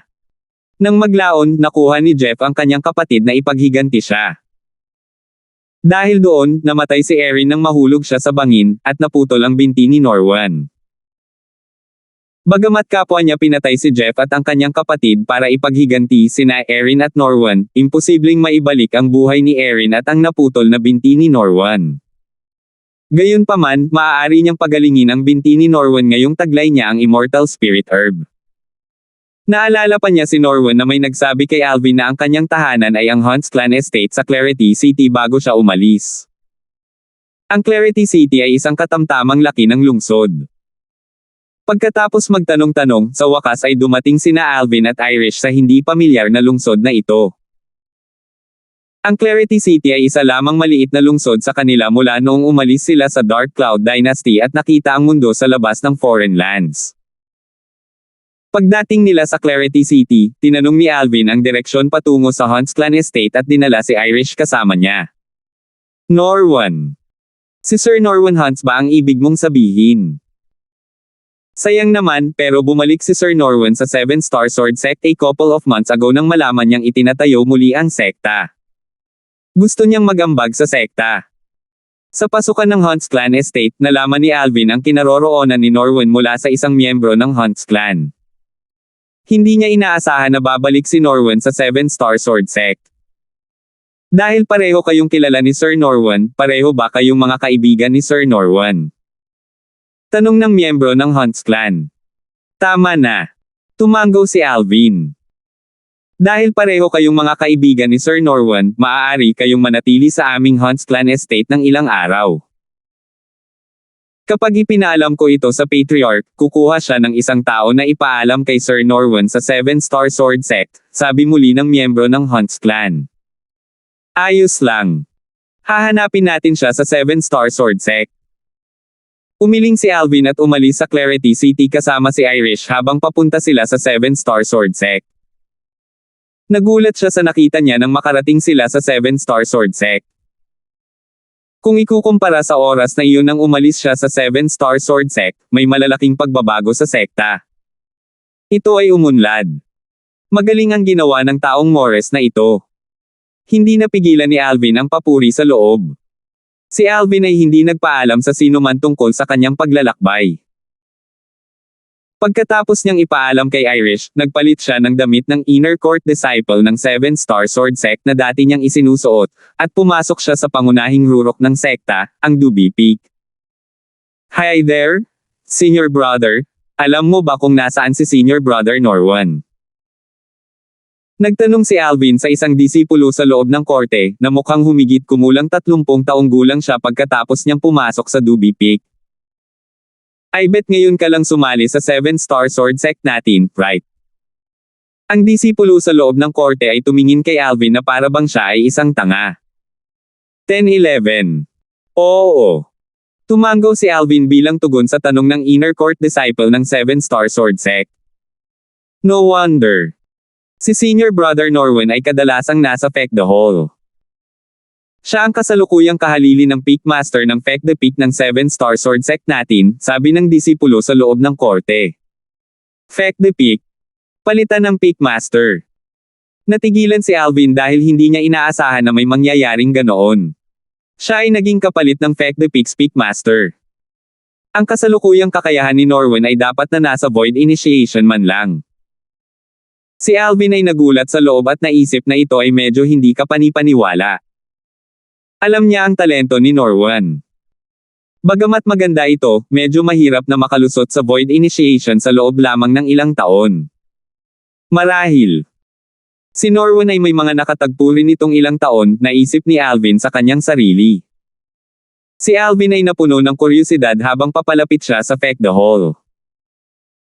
Nakikita niya ang maraming panloob na disipulo ng 7-Star Sword Sect na nakatayo habang nakatingin sila sa direksyon ni Feck the Hall mula sa malayo. Whoosh! Whoosh! Whoosh! Whoosh! Whoosh! Habang papalapit si Alvin sa Feck the Hall, mahina niyang naririnig ang tunog ng sipol ng hangin. Napagtanto niya na ang tunog ay nagmula sa isang silhouette na patuloy na nagbabago ng anyo nito sa bilis ng kidlat.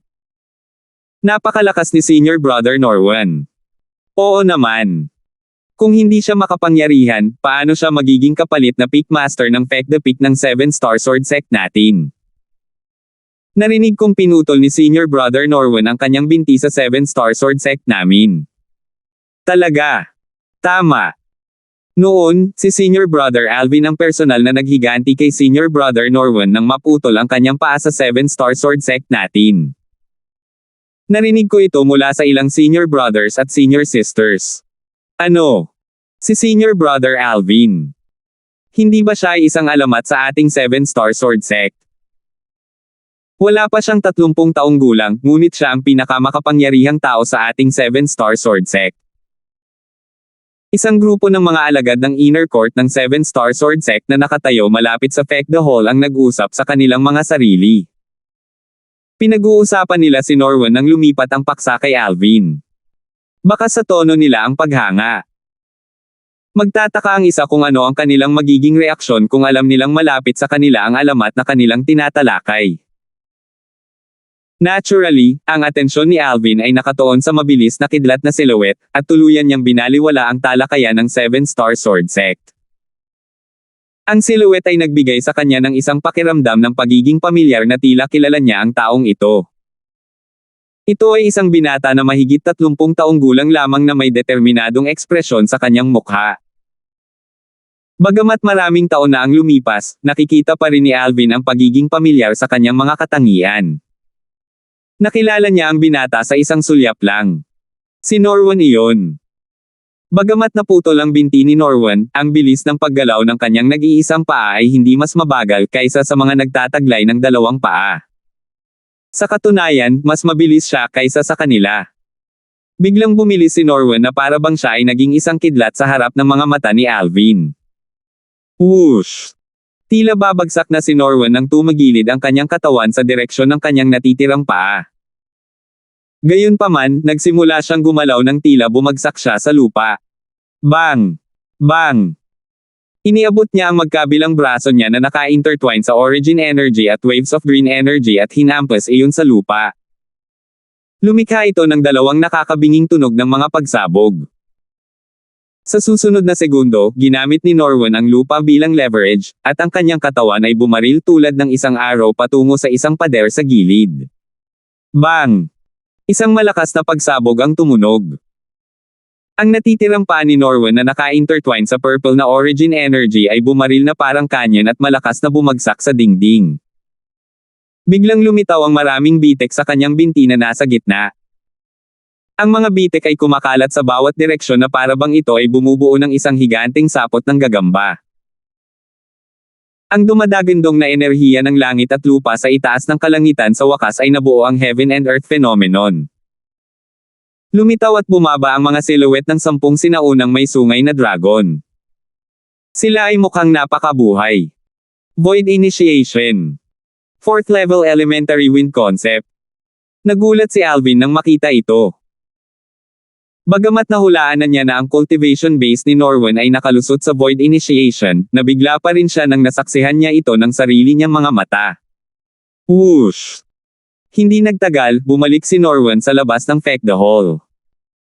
Bagamat ang kanyang medyo matipunong katawan ay naiwan na lamang na may isang paa upang suportahan siya, siya ay kasing tatag ng Mount Tai. Sumimangot si Alvin at sumunod na naglakad patungo kay Norwan. Ang mga disipulo ng inner court ng 7-star sword sect sa paligid ay natigilan habang pinapanood nilang umalis si Alvin. Ano ang sinusubukang gawin ng taong ito?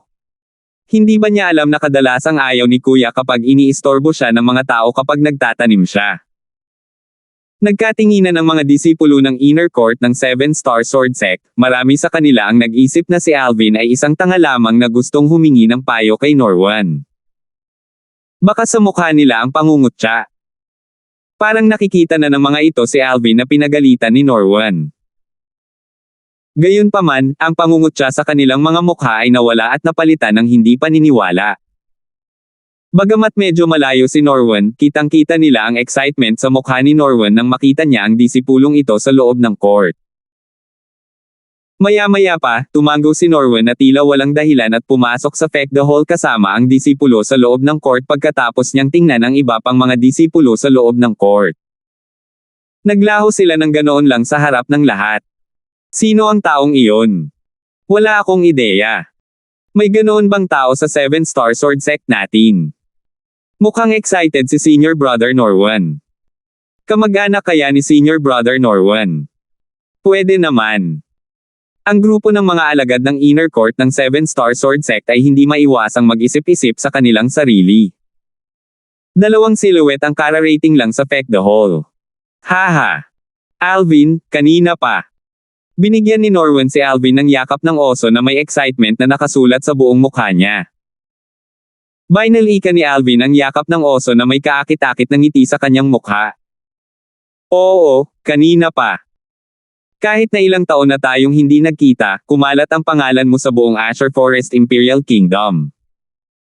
Hindi, dapat ay ang buong Dark Cloud Dynasty, sabi ni Norwan habang nakangiti. Malinaw na alam niya ang tungkol kay Alvin na nanalo sa unang pwesto sa martial competition ng Dark Cloud Dynasty at naging pinakamakapangyarihang binata sa kasalukuyang Dark Cloud Dynasty. Mabilis mong nalaman ang tungkol dito. Ngumiti si Alvin habang umiiling. Sa paglipas ng mga taon, akala ko maaabutan kita kung ilulubog ko ang sarili ko sa pagtatanim sa bahay. Sa huli, napagtanto kung wala na akong maikukumpara sa iyo. Lahat ng ginagawa mo ay itinuturing na nanginginig sa lupa. Napabuntong hininga si Norwan. Noong nakaraan, palagi niyang itinuturing si Alvin bilang kanyang layunin. Iyon ang dahilan kung bakit naging masipag siya sa kanyang paglilinang, at kung paano niya nakamit ang mayroon siya ngayon. Gayunpaman, hindi niya inaasahan noong inakala niyang naabutan niya si Alvin, sunod-sunod na dumating ang nakakagulat na balita sa Clarity City. Dumating ito sa Hunts Clan Estate at pumasok sa kanyang mga tainga. Mag-isang tinalo ni Alvin ang matataas na opisyal mula sa Azure Forest Trisect at ipinaghiganti ang 7-star sword sect. Kasunod nito, tinulungan niya ang bagong sect leader ng 7-star sword sect, si Morris, sa muling pagtatayo ng 7-star sword sect. Nang marinig ko ang tungkol sa pagbagsak ng 7-star sword sect noon, sinubukan kong magtanong sa paligid tungkol sa iyo ngunit wala akong nakita. Hindi ko inaasahan na tahimik mo akong sorpresahin ng ganito, bulalas ni Norwan. Bumalik ako sa sekta pagkatapos kong malaman na winasak mo ang Asher Forest Trisect at muling itinayo ang 7-Star Sword Sect, umaasang makapag-ambag sa sekta. Sa kasamaang palad, umalis ka nang bumalik ako. Same time na ngumiti si Norwan habang sinabi niya, ngunit hindi pa huli ang lahat para bumalik ka ngayon. Ngayon dapat kang uminom kasama ko hanggang sa ikaw ay malasing. Umiling si Alvin at sinabing, walang nagmamadali. Ang pagbisita ko sa 7-Star Sword Sect sa pagkakataong ito ay higit sa lahat dahil ikaw, sabi ni Alvin habang nakatingin siya sa naputol na binti ni Norwan. Nandito ka para sa akin. Natigilan si Norwan. Paano mo nalaman na nandito ako? Nakapunta ka na sa Clarity City. Tama na. Tumanggaw si Alvin. Pumunta ako sa Hunts Clan Estate mo at nalaman kong bumalik ka sa 7-Star Sword Sect kaya pumunta agad ako dito. Bumalik lang ako para sa'yo, wala akong planong ipaalam ito sa iba. No wonder hindi mo ako papayagan na tawagin ang pangalan mo sa publiko kanina. Natigilan si Norwan. Norwan, kunin mo ito. Itinaas ni Alvin ang kanyang braso, at isang damong kumikinang na may berdeng kinang ang lumitaw sa kanyang kamay. Casual siyang pumulot ng dahon at ipinasa kay Norwan. Ano ito? Ito ang unang pagkakataon ni Norwan na makakita ng kumikinang na damo. Hindi niya maiwasang manlaki ang mata sa gulat nang makita niya ito. Kahit na wala siyang ideya kung ano ang bagay na iyon, sinabi sa kanya ng kanyang instinct na hindi ito isang bagay na ordinaryo. Ito ay isang damong tutulong sa iyong naputol na binti na lumaki, sabi ni Alvin habang siya ay nakangiti. Ang paraan ng pagsasalita ni Alvin ay casual, ngunit parang isang kidlat ang tumama sa tainga ni Norwan nang marinig niya ito. Hindi niya kayang bitawan ang mga salita ni Alvin hanggang sa ito ay napatunayang totoo. Itong dahon. Pwede bang ibalik ang paa ko? May gulat na nakasulat sa mukha ni Norwan. Bagamat hindi niya pinagdudahan ang mga salita ni Alvin, ito ay masyadong hindi kapanipaniwala. Natural, nakita ni Alvin ang kawalan ng paniniwala sa mukha ni Norwan kaya sinabi niya, subukan natin. Una, tanggalin mo ang peklat sa iyong naputol na binti at ubusin mo ang daong ito mula sa Immortal Spirit Herb. Malalaman mo kung totoo ang sinabi ko o hindi. Huminga ng malalim si Norwan at pinigilan ang kanyang pananabik. Habang itinataas niya ang kanyang braso, ang nakapaligid na berdeng origin energy ay nag-transform sa isang talam. Agad niyang tinanggal ang peklat sa kanyang naputol na binti. Napaungol si Norwan sa sakit at tumutulo ang pawis mula sa kanyang noo habang bumulwak ang sariwang dugo. Kasunod nito, itinulak niya ang dahon na kumikinang na may berdeng glow sa kanyang bibig at lumunok pagkatapos nguyain ito. Di nagtagal, biglang nagbuga ng berdeng liwanag ang katawan ni Norwan. Ang berdeng liwanag ay pumaligid sa kanyang katawan na tila ito ay buhay. Maya-maya, ang berdeng glow sa kanyang katawan ay nagsimulang mag-ipon sa paligid ng kanyang naputol na binti bago ito nag-ipon sa kanyang sugat. Kumusta ang pakiramdam mo? Tanong ni Alvin nang makita niya iyon. Medyo makati. Nang ang berdeng kinang ay natipon sa kanyang sugat, naramdaman ni Norwan ang kirot na nawawala at napalitan ng pamamanhid at pangangati na sensasyon na nagmula sa sugat. Parang may daan-daang libong langgam na gumagapang sa paligid, halos hindi niya ito matiis. 10-12. Bagamat alam ni Alvin kung gaano kahanga-hanga ang epektong panggamot ng Immortal Spirit Herb, alam lang niya ang tungkol dito sa pamamagitan ng alaala ng Rebirth Martial Emperor. Kahit na ang Rebirth Martial Emperor ay hindi pa nakita ang tunay na Immortal Spirit Herb dati, lalo pat nasaksihan ang mahusay na medicinal efficacy ng Immortal Spirit Herb. Ang alam niya ay limitado lahat sa mga alamat na narinig niya. She. Biglang, isang mahina ngunit malinaw na tunog ang pumasok sa tainga ni Alvin at nakakuha ng kanyang atensyon. Nagulat si Alvin nang matuklasan ang mabilis na paglabas ng buto, laman, at balat mula sa sugat ni Norwan sa kanyang naputol na binti kung saan man nagtatagpo ang berdeng ningning. Ang buto, laman, at balat ay lumitaw ng wala saan na parang natural na lumaki mula sa katawan ni Norwan, at hindi naiiba sa tunay na bagay. Wow! Si Norwan ay ganap na natigilan. Ay nako! Yung binti niya. Lumalaki na talaga yung paa niya. Ang kanyang binti ay hindi saplang o panlo kundi tunay na laman, buto, at balat ng tao. Mabilis silang nagre-regenerate sa harap ng kanyang mga mata. Lumaki muna ang hita niya bago ang tuhod. Matapos lumaki ang kanyang tuhod, sumunod ang kanyang guya. Matapos ang kanyang guya ay ganap na nabuo, ang Bearding Glow ay bahagyang lumabo at ang regeneration rate ng kanyang paa ay bumagal. Hindi mapigilan ni Norwen ang paghinga habang nakatingin dito. Talagang nag-aalala siya na ang Bearding Glow ay maglaho. Medyo naisip niya na ang Bearding Glow na nagtatagpo sa kanyang naputol na binti ay ang medicinal efficacy ng Immortal Spirit Herb. Ang kanyang naputol na binti ay titigil sa muling pagbuo sa sandaling ito ay mawala. Ito ay masyadong mahiwaga. Wala pang kalahating oras, nasaksihan ni Alvin ang isang himala. Ito ay ang kumpletong pagbabagong buhay ng isang naputol na binti. Bumilis ang hininga ni Alvin nang makita niya ang paglaki ng paa ni Norwen. Ayon sa memorya ng Rebirth Martial Emperor, kahit na ang Royal Grade Resurrection Pill na kanyang pinino sa kanyang peak ay inilarawan na may kakayahang buhayin ang isang patay na tao at magpatubo ng laman sa mga buto, may limitasyon iyon. Una sa lahat, ang pagbuhay sa isang patay na tao, sa kasong ito, ay tumutukoy sa mga malapit lang sa kamatayan, ibig sabihin ay yaong mga hindi pa ganap na nawawala ng buhay. Talagang imposible para sa Royal Grade Resurrection Pill na buhayin ang isang taong tuluyan ng nawala ng buhay. Pangalawa, lumalaki ang laman sa mga buto. Ito ay tumutukoy sa mga kaso kung saan ang bahagi ng katawan ng isang tao ay nawawala ang isang piraso ng laman dahil sa mga pinsala. Mahirap na ibalik ang isang naputol na binti sa kaso ni Norwen. Bagamat ang Royal Grade Resurrection Pill ay ang nangungunang hilang medicinal pill sa Cloud Continent ayon sa memorya ng Rebirth Martial Emperor, hindi sapat ang pagiging epektibo nito sa pagpapagaling para tumubo ang mga buto. Gayunpaman, nasaksihan ni Alvin ang lahat gamit ang kanyang sariling mga mata. Bagaman ang Rebirth Martial Emperor ay nabuhay ng 2 buhay, marami siyang pinagsisisihan sa kanyang buhay. Ang hindi niya makita ang maalamat na Immortal Spirit Herb, at masaksihan ang maalamat na Immortal Spirit Herb na nakapagpapagaling ay ang kanyang pinakamalaking pagsisisi sa kanyang buhay.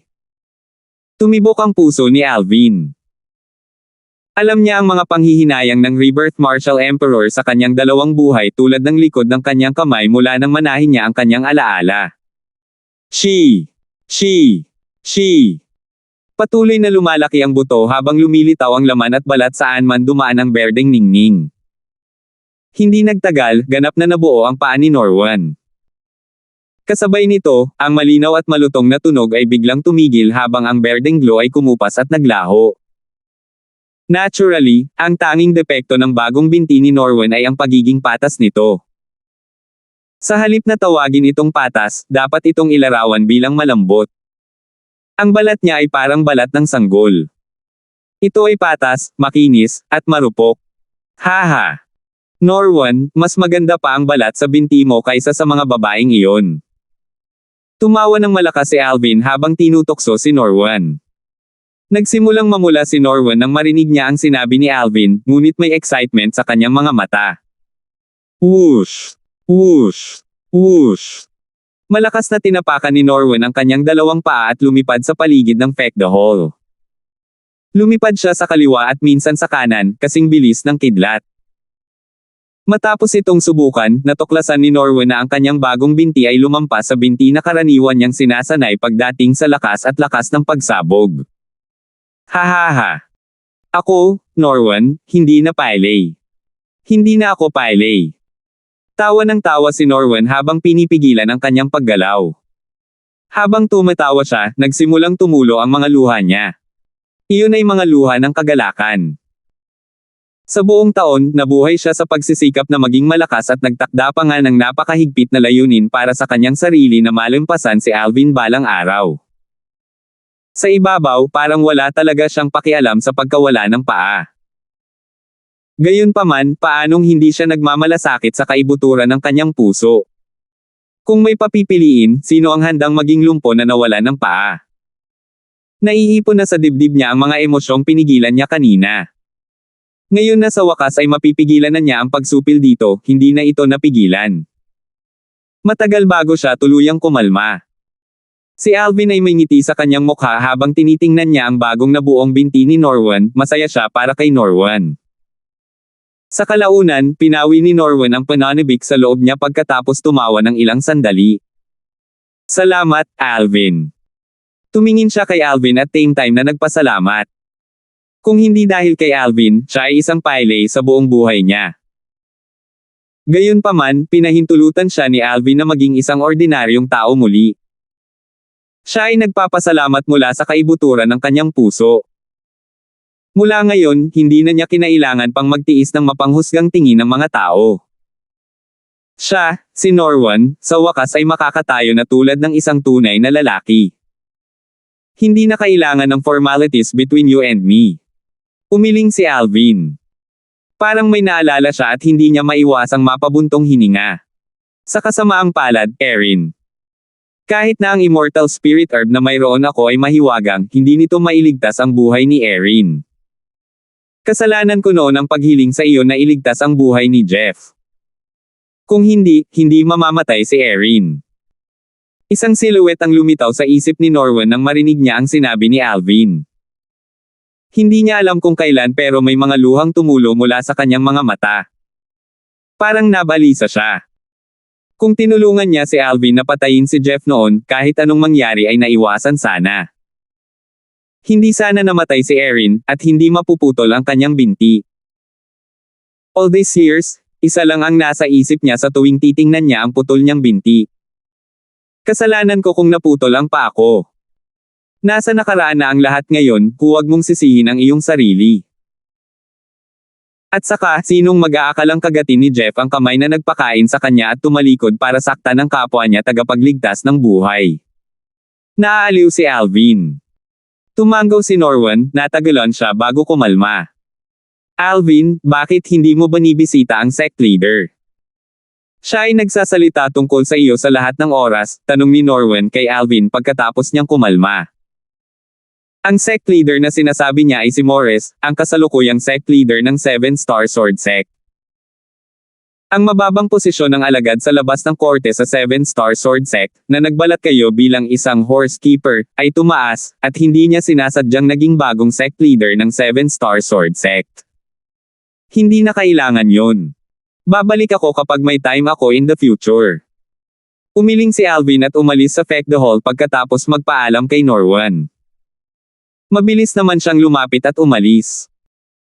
Si Norwan, na sumunod kay Alvin palabas ng Fekda Hall, ay hindi naiwasang masindak habang nakita niyang nawala siya sa harap ng kanyang mga mata. Gaano kalakas ang kasalukuyang kakayahan ni Alvin? Nakahinga si Norwan ng malamig na hininga habang napuno ng gulat ang kanyang mga mata. Ako, si Norwan, ay namuhay ng magandang buhay dahil nakilala ang isang halimaw na tulad ni Alvin. Ang pagkagulat sa mga mata ni Norwan ay nawala at napalitan ng isang kinang. Baka sa mukha niya ang ngiti.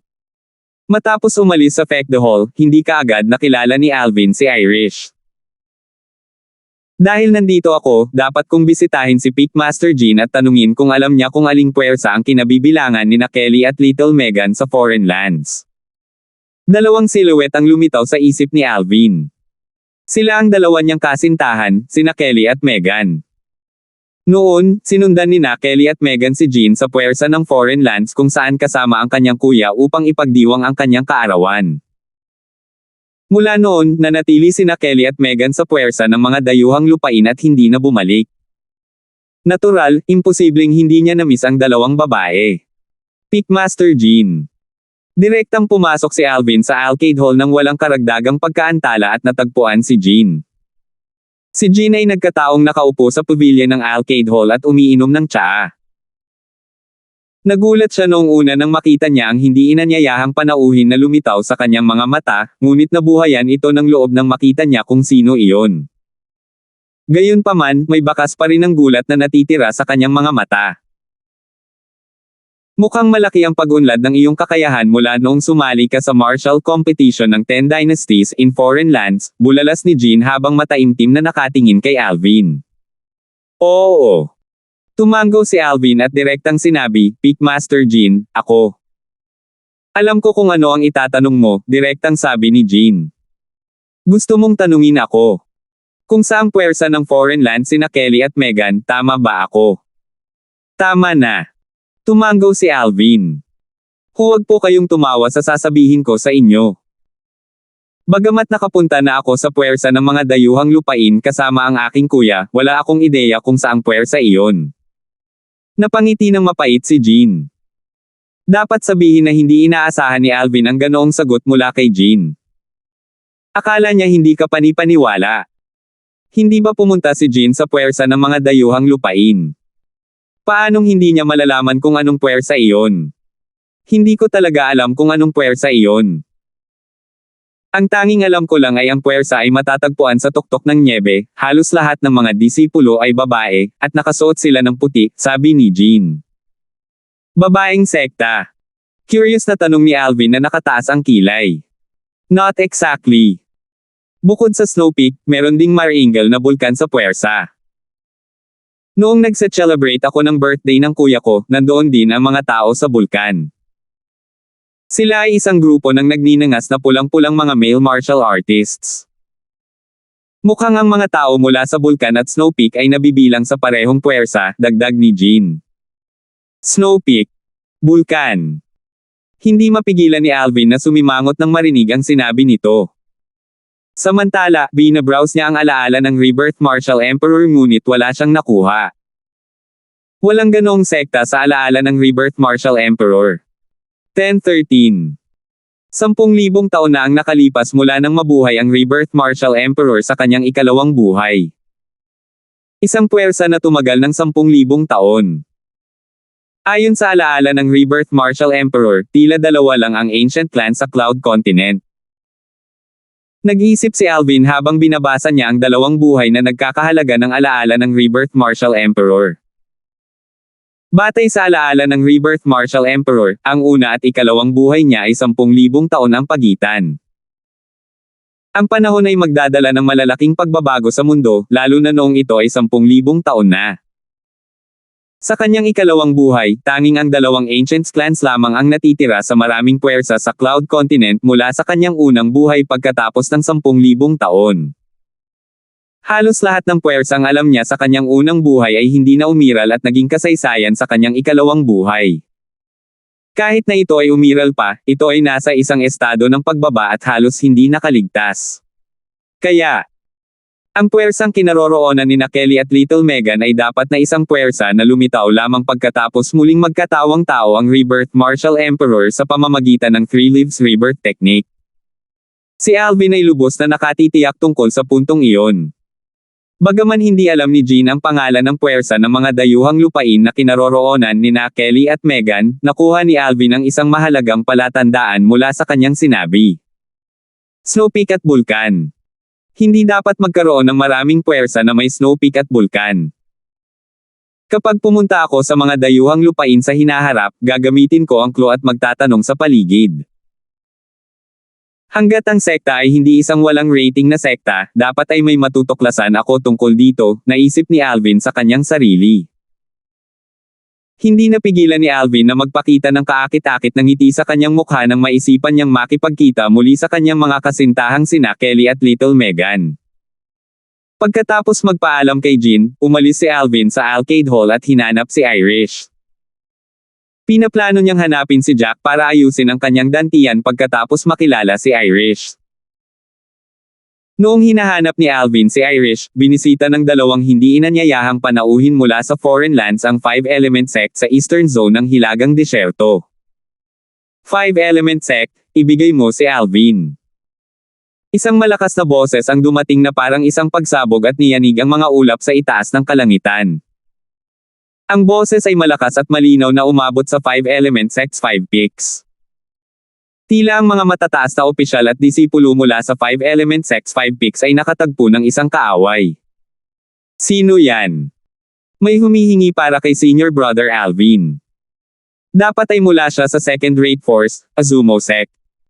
Pinatay ni Senior Brother Alvin ang dalawa sa pinakasikat na binata sa Azumo Sect. Inaasahan na maghahanap sila ng gulo sa ating 5-element sect. Di nagtagal, natuklasan ng maraming matataas na opisyal at alagad ng 5 elementong sekta ang pagkakakilanlan ng tao. Pinatunayan ng katotohanan na tama sila. Whoosh! Whoosh! Whoosh! Ang mga silwete ay lumipad sa kalangitan mula sa 5 elementong sect ng 5 tuktok ng sunod-sunod. Sila ang 3 pinuno ng mga nakatataas na opisyal ng 5-element sect. Nakarating sila sa langit at agad na hinarap ang mga nanghihimasok. May kabuuang 4 na hindi inanyayahang bisita. Ang pinuno ng pangkat ay isang malakas na matandang lalaki na nagpapakita ng aura ng maharlika. Tahimik siyang nakatayo doon, ang kanyang matinding aura ay tila pinagsama sa langit at lupa. Naging matino ang mga ekspresyon ng matataas na opisyal ng 5-element sect. Ang tanging naramdaman nila ay isang hindi nakikitang aura na nagmumula sa matanda na bumabalot sa kanila, at ito ay naging dahilan upang makaramdam sila ng kaunting pagkahilo. Martial Monarch Powerhouse.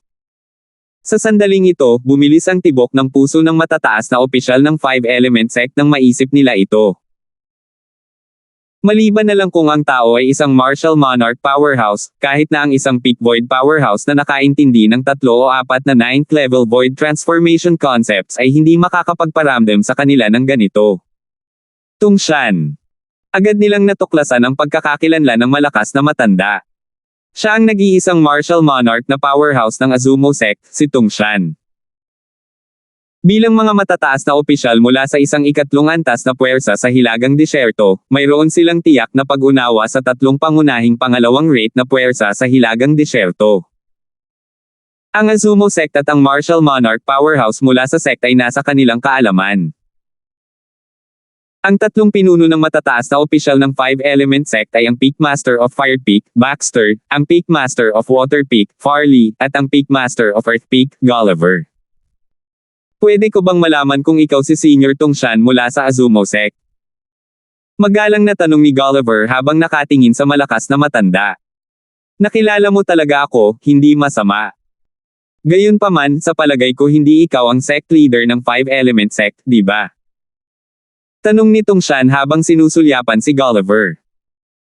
Ako ang Peak Master ng Earth Peak ng 5-element sect, Gulliver, nakangiting tugon ni Gulliver. Sa 5-element sect mo, walang karapat-dapat na makipag-usap sa akin bukod sa sect leader mo. Kunin mo ang sect leader ng 5-element sect na kausapin ako at ibigay si Alvin. Kung hindi, babaliktarin ko ang 5-element sect ngayon. Napangisi si Tungshan at napuno ng lamig ang tono niya habang walang pakundangan na sinabi, dahil kilala mo akong lahat, dapat alam mo ang kakayahan ko, at dapat alam mo rin na kaya kong gawin iyon. Senior, alam naming may kakayahan kang gawin iyon. Napaharap sa banta ni Tungshan, same time na tumango si Gulliver. Gayunpaman, walang takot sa kanyang mukha. Sa katunayan, siya ay tila walang takot. Dahil alam mo kung ano ang kaya ko. Ikaw. Bakit hindi mo ako ipatingin kaagad sa sect leader ng 5-element sect? Naiinis na tanong ni Tungshan. Akala niya pumayag si Gulliver sa sinabi niya. Senior Tungshan, I'm so sorry. Parehong ang sect leader natin at ang Peak Master of Wood Peak ay wala sa 5-element sect sa ngayon, mabagal na sabi ni Gulliver. Pagkatapos ay ibigay mo si Alvin. Pumapatay ang layuning lumabas sa mga mata ni Tungshan. Nang banggitin niya si Alvin, ang kahangahangang paraan ng kanyang Martial Monarch ay muling nawala. Naging sanhi ito ng pagbabago ng mga ekspresyon ng matataas na opisyal ng 5-element sect. Bibigyan ko kayong lahat ng tagal ng 30 paghinga. Kung hindi ninyo ibibigay si Alvin pagkatapos ng 30 paghinga, hindi na iiral ang inyong 5-element sect. Kalmado ang tono ni Tungshan ngunit puno ito ng hangarin na pagpatay. Kasabay nito, napuno ng kalupitan at karahasan ang kanyang mga mata na para bang lalamunan niya ang sinumang maglalakas loob na lumapit sa kanya. Senior Tungshan, marahil ay hindi mo alam ito. Inihayag ni Alvin ang kanyang pag-alis sa ating 5-element sect noong siya ay nasa sekretong kayamanan ng Martial Emperor. Hindi na siya isa sa atin. Pinata-target mo pa rin ang 5-element sect natin kahit sa ganoong sitwasyon. Hindi ba natatakot ang Azumo sect mo na maging katatawanan sa hilagang disyerto? Mahinahong sabi ni Gulliver. May bahid ng pangungutya at panunukso sa tono niya habang patuloy siya sa pagsasalita. Hindi mo kailangang mag-alala tungkol dyan. Naninindigan ako, ibigay mo si Alvin o ito na ang katapusan ng Five Element Sect. Naging malamig ang boses ni Tongshan habang nagsasalita. Senior Tongshan, nasabi ko na sa iyo na umalis na si Alvin sa ating Five Element Sect. Hindi na siya disipulo ng Five Element Sect natin. Kahit kami ay walang ideya kung saan siya nagpunta, muling sabi ni Gulliver. Sa tingin mo ba maniniwala ako sa'yo? Ngumisi si Tongshan. Maniwala man sa akin si Senior Tongshan o hindi, iyon ang katotohanan. At saka, wala sa sekta ang sect leader natin ng Five Element Sect at Peak Master of Woodpeak dahil sila ay kasalukuyang malalim sa cultivation at nasa proseso ng paglusot. Gayunpaman, iniwan nila ang mensaheng ito bago sila umalis.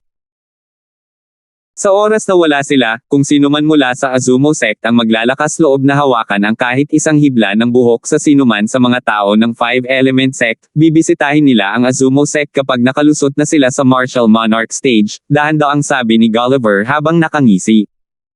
Banta. Ito ay isang lantarang pagbabanta. Sa isang twist ng mga pangyayari, si Gulliver ang kasalukuyang nagbabanta kay Tongshan. Agad na naging seryoso ang mukha ni Tongshan. Yugto ng Martial Monarch. Dapat aminin ng isa ang sinabi ni Gulliver na mayroong tiyak na antas ng pagbabanta. Hindi mahalaga kung ang mga taong dinala ni Tongshan o maging si Tongshan mismo, nagbago ang kanilang ekspresyon pagkatapos nilang marinig ang pagbabanta ni Gulliver. Martial Monarch Stage. Sa tingin mo ba madaling makalusot sa Martial Monarch Stage? Napangiti si Tongshan sa sinabi ni Gulliver. Sa mga naruroon, siya lang ang may karapatang magsalita dahil isa siyang powerhouse na nakalusot sa Martial Monarch Stage. Naintindihan ng aming sect leader ang 9th level Advanced Wind Concept at 9th level Advanced Thunder Concept. Sa tulong ng Wind Profundity Fragment at Thunder Profundity Fragment, hindi mahirap makapasok sa Martial Monarch Stage. Hindi pinansin ni Gulliver ang ngisi ni Tongshan. Para sa ating Peak Master of Woodpeak, naintindihan na niya ang 9th level Advanced Water Concept at 9th level Fire Advanced Concept. Dahil naiintindihan niya ang dalawang magkasalungat na 9th level Void Transformation Concepts, sandali na lang bago siya makapasok sa Martial Monarch Stage. Muling nagbago ang ekspresyon ni Tongshan matapos marinig ang mga salita ni Gulliver. Maging ang ekspresyon ng tatlo pang kasama ni Tongshan ay nagbago. Nakakuha ang Five Element Sect ng dalawang Profundity Fragment. Bukod dito, ang Profundity Fragments ay tila kinuha ng sect leader ng Five Element Sect para sa cultivation. Ito ay lohikal na agad niyang ihiwalay ang kanyang sarili sa isang lugar upang maunawaan ang mga profundities at makapasok sa Martial Monarch Stage. Bukod dito, naunawaan ng Peak Master ng Five Element Sects Woodpeak ang 9th level Void Transformation Water and Fire Concepts. Hindi naging mahirap para sa naturang Peak Void Powerhouse na makapasok sa Martial Monarch Stage at maging isang Martial Monarch Powerhouse. Ito ay isang oras lamang. Sa sinabi nito, ang Five Element Sect ay magkakaroon ng dalawang Martial Monarch Powerhouses sa malapit na hinaharap. Sa oras na iyon, magiging kasing dali ng pagputol ng damo para sa kanila na patayin ang lahat sa Azumo Sect kahit na hindi nila kayang labanan ang dalawa kay Tongshan. Namutla ang mukha ni Tongshan. Tanging isa pang Martial Monarch Powerhouse ang may kakayahang gumawa ng isang Martial Monarch Powerhouse na tulad niya na magbunyag ng ganoong ekspresyon. Tara na. Sabi ni Tongshan sa tatlong tao sa likod niya at naghanda na para umalis. Kailangang sabihin ng isang tao na si Tongshan ay talagang hindi nang ahas na gumawa ng anuman sa 5 elementong sekta matapos matuklasan ang trump card ng sekta. Maliban kung nadiskubre niya ang sect leader ng Five Element Sect at ang Peak Master ng Woodpeak at patayin sila bago sila makalusot sa Martial Monarch Stage para maiwasan ang gulo sa hinaharap, hindi siya nang ahas na makipagsapalaran. Senior Tongshan, alam ko kung nasaan si Alvin. Nang si Tongshan ay naghahanda ng umalis, isang malalim na boses ang pumasok sa kanyang tainga. Ito ay isang voice transmission. Salamat po at sinamahan ninyo ako, ingat lagi mga master.